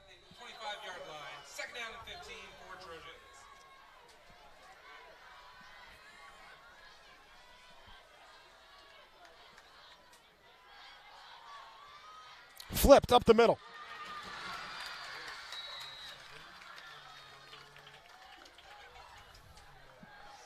So Manny Robert able to get 12 yards back. This is a big play here by both teams. Let's see if Cameron Payne can lead the Trojans. Well executed screen on that last play. 3rd and 4. Right side, got it. First down and some. Gets across the 45 to the 46 where he's brought down. A great poise in the pocket from Payne. Making a big play. Clock running, though. Banks able to hang on to it. Sets up first down. 95 seconds left. Payne. Cool as can be from the shotgun right now. Taking his time in the pocket. Looking down. Field intercepted. And that will likely seal it. Picked up again by Gerardo, who had one earlier and another one now. And Christian Gerardo comes through again for Novi. Boy, another pick and another big return from Gerardo. Wow, what a great play. Big-time players making big-time plays. Gerardo read that all the way. And now all Norte Vista has to do is take a knee, and they're going to win this game. Hillcrest does have 3 timeouts left. So they probably want to run a little bit of clock here on each play. They're going to pitch it, trying to get a couple more yards here. More time goes off the clock. Hillcrest has to call a timeout, and they do. So they'll have 2 remaining with 1 minute and 6 seconds left. A 4-yard pickup. Just what the doctor ordered, a 3-yard pickup anyway. 2nd and 7. How about pretty easy to figure who player of the game is tonight. Christian Gerardo all over it. The senior comes through with the 2 biggest plays of the night on the defensive side of the ball. Yeah, we already said it was the biggest play of his career. That one was even bigger. Yeah. And you just kind of thought Hillcrest outplayed Novi in the first half. Just some missed chances early. Then Manny Robert breaks off that 55-yard run to start the second half. Put the Trojans on top, 13-12 at the time. But there was just no answer for Eddie Allain as this Braves team found themselves getting to the end zone, putting together long drives. But it's the Braves' defense with the two biggest plays of the night. Christian Gerardo.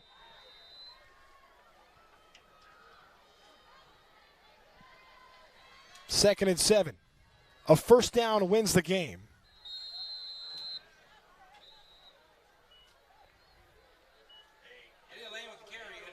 Elaine picks up a couple. That's up 3rd and 5.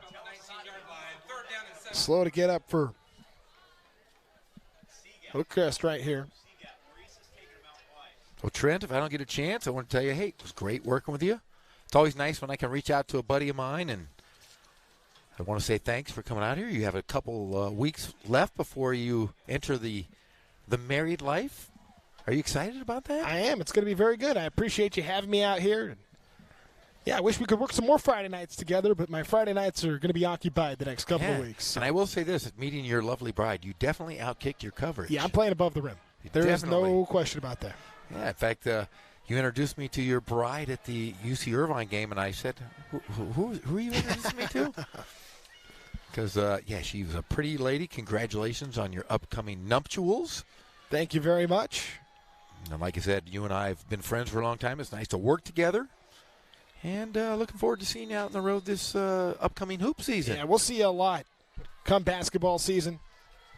Always love hanging out at the SRC.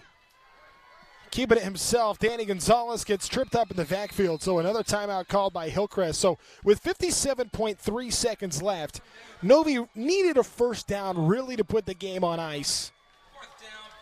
And now Hillcrest is looking like they're going to get it back, and it's going to be much tougher at this point with less time, but they did get the stops that they needed. And now it's going to be 4th at about 8 with under a minute to go. No timeouts, though, now for Hillcrest. Now, if you're Norte Vista, are you in range for a field goal? Yeah, that's part of why that loss of yardage was big. Yeah. That could be the difference. Instead of having about a 38-yard kick from right here, it could have been about 32, exactly. 33.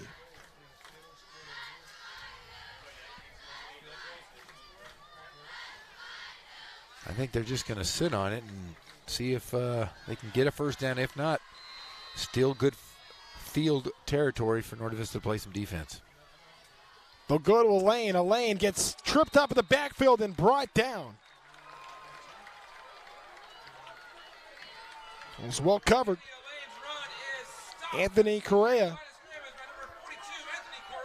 So now with 54.4 ticks left, Hillcrest is going to have a shot to try to tie it.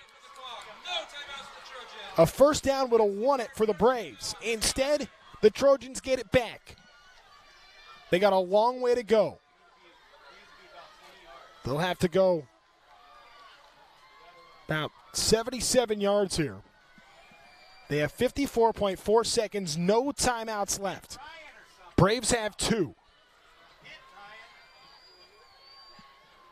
The Novi defense, their secondary way back. They'll go to the air. That one is caught and wisely getting out of bounds quickly. On that play was Ryan Howard. So they get 5 yards. Only took 5 seconds and stops the clock. Smart play.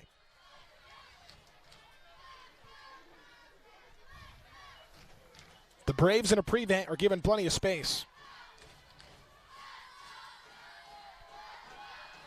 Payne taking his time, rolls to his right. Nobody open downfield. He finally launches it, and it's caught. Picked up. And a first down, a long first down. And Xavier Banks able to hang on to it. Boy, it took so long. I think the Novi defense thought the play was over. I didn't see anybody open there. I thought he was just going to throw it out of bounds or get out of bounds himself, but found Banks wide open. He had to wait till the pressure was closing in on him. Payne did. Oh, hang on to everything. This one's not over. Payne launches it. Caught again by Howard across midfield. Howard racing towards the sideline. He gets there. and wisely gets the 48 to pick up a first down. Knew exactly what he had to do to move the sticks and then got out of play. Smart play. Let's see here.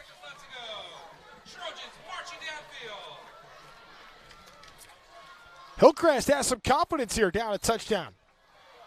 Less than 32 seconds to go and a timeout called by Norte Vista, and you can kind of feel like Cam Bettendorf not liking what he's seen from the defense right now. Now he's probably going to tell his guys, hey, look, got to play smart football, no penalties, no PIs.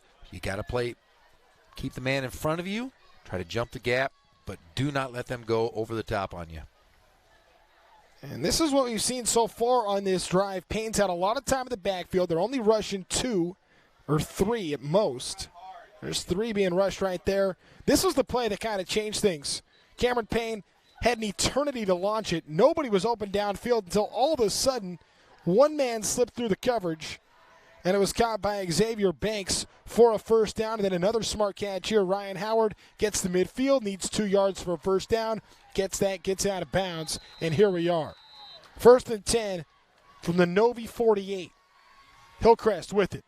Right side, this one is caught, another completion. Julian Bishop now brought down at the 40 before he gets out of bounds, and it only took about 4 seconds. 2nd and 2 from the 40.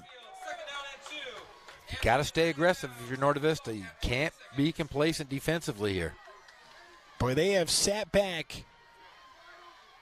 And in a bend but don't break, they have bent a lot, and that one is incomplete. Doesn't kill the Trojans here.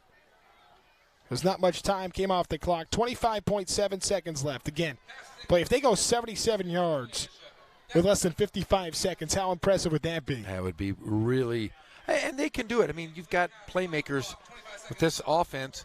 You can get quick scores here. And they got plenty of time. 3rd and 2. This is a big play. High snap. Payne takes it himself. He's got the first down, gets to the 35, and that will stop the clock to move the chains. And it looks like he is down here in some pain. That's not good. And Cameron Payne is rolling on the ground, attended to now by the athletic training staff of Hillcrest. And that is worst case scenario for the Trojans. Yeah, hopefully it's just a cramp. And now Johnny Rivera, senior wide receiver, is starting to get loose on the sideline playing catch with his coach.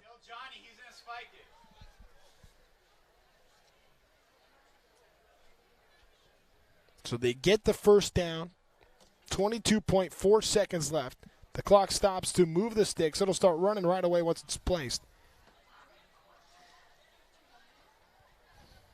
And now they are getting ready for Johnny Rivera to replace Cameron Payne here, and you just hope Cameron Payne is all right, as he is still on the ground right now being attended to by the athletic training staff. Yeah, he's going to have to come out for a play no matter what. What a great drive he has led. The junior Payne has looked so poised on this drive. Here with 54 seconds left. At his own 23, has marched all the way to the 35 with 22.4 seconds left to give his team a chance to tie it, understanding how important this game is in the River Valley League picture. He is up, but not on his own power, as he's going to be helped off the field here. And he is not able to put any weights on that right leg right now. And you just hope this isn't too serious and Payne can be okay. Let's take another look. Where Payne went down. I don't know if maybe he twisted it before that. Looks like his leg might have gotten caught underneath there with a lane on him. Johnny Rivera, now the quarterback under center. He'll take it and spike it immediately. So only a split second came off the clock. So it'll be 2nd and 10 here. And Hillcrest now having to try to lead this dramatic comeback drive and do it without their quarterback.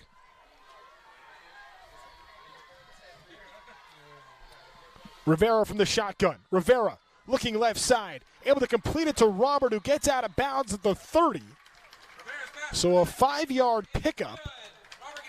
But now with 15.7 seconds left, 3rd and 5 here. Yeah, good looking pass from the back up there. Had some velo on it. That was zipped in. I think I threw a little baseball term in there. I like that. Way to go.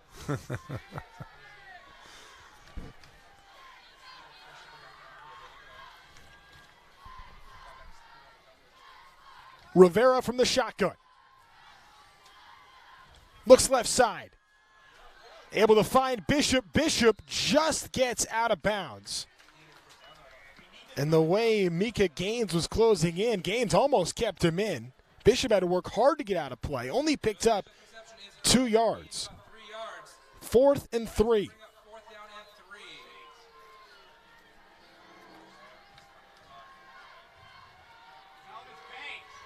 This is the game with 10.8 seconds. Rivera, high snap, hangs onto it, keeps it himself, looking for somewhere to go, and he is spun down, and that's going to do it. The sack is made, and the Novi Braves will get it done here in the River Valley League on a huge, huge night in this conference. Well, Ken Batdorf's been through this for 26 years. I'm sure he's seen a few games like this. And the young coach, Travis Carter, will learn a lot. Hopefully his quarterback is okay, but the first win for Ken Batdorf in 3 years versus Hillcrest.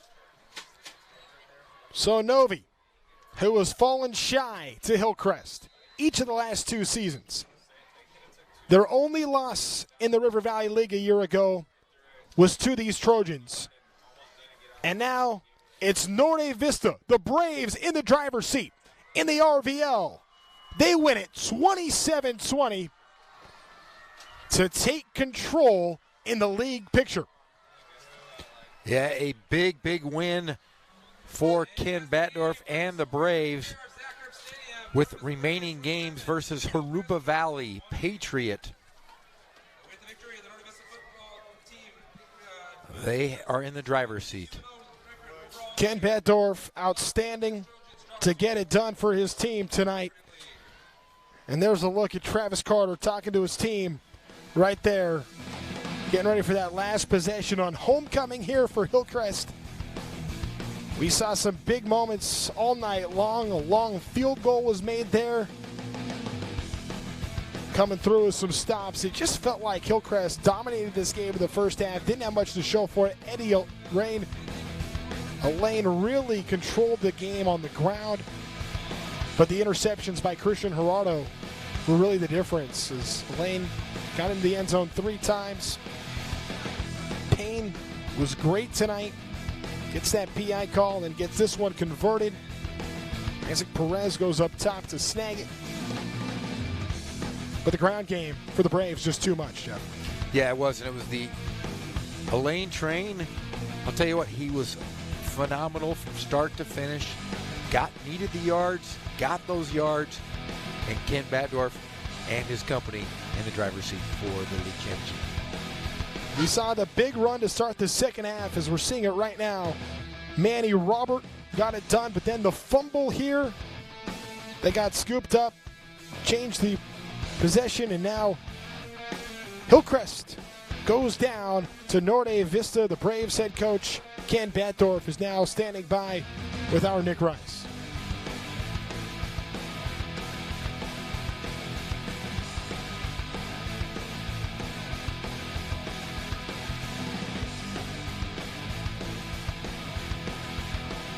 Get to that in a moment as we continue to see some of the highlights here. Robert gets the catch, the touchdown reception into the end zone. And then there's the interception, the first one for Christian Gerardo. He would get one more, 2 interceptions tonight to put it on ice for the Braves. And now Ken Batdorf is standing by with our Nick Rice. All right, thanks, Trent. I'm here with Ken Bettendorf, the winning coach for Notre Vista. Cameron Payne may be the best passer this league has to offer. And in the fourth quarter, you guys did a tremendous job slowing him down en route to this win today. You know what he is. He's fantastic. And I'm worried about him. I saw him go down there at the end. Yeah. He's a hell of a football player. You don't want to see anybody get hurt. So my prayers are with him. Hopefully he's up and at him soon.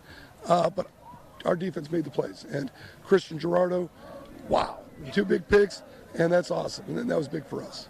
Yeah, those were momentum-shifting plays. Hillcrest did a very good job defensively after that opening scoring drive of really slowing your terrific run game down. How did you guys stay with it and continue pounding that rock, moving the chains? Well, it's patience, and damn, I think at the end, if my quarterback got deeper, he might have got around, but their DM made a good play. But if you can get 3 to 4 yards every time, it's 10 yards plus 10 yards plus 10 yards. Eventually, you get a touchdown. We just can't afford mistakes, so we just got to stick with it. Now, this is an important game. It's a huge win for you guys here in the league, but the season is far from over. How do you keep you guys going the next couple weeks? Well, there was a lot of mistakes. I mean, give a lot of credit to them. You said stopping our run game. So our practices have to be harder. We're going to condition more. We're going to get after it. Seeing what they're doing and kind of what Ramondo did to us, we know what people will do to us, and we got to fix it. We got to fix it fast. A huge win for you, Coach. Congratulations. Thank you. And with the win, Notre Vista is now 2-0 in the River Valley League. This is far from over, this conference, but a win against maybe the next best team in the conference does a long way towards their hopes of winning the River Valley League, which was won by Hillcrest with their victory over this team last year. We'll see how both of these teams fare the rest of the season. Guys, back to you for the wrap-up. Thank you very much, Nick. That's going to just about do it for us tonight. Notre Vista gets the win. The Braves 27-20. They rode the Eddie Elaine train all night. Then the 2 interceptions by Christian Gerardo at the end, enough to get it done. For my partner, Jeff Gorham, and Nick Rice down on the field, and our entire crew here at Riverside TV, my name is Trent Rush. Thank you so much for joining us, and be sure to catch the replay tonight at 11 o'clock. Have a good evening with Braves winners over the Trojans.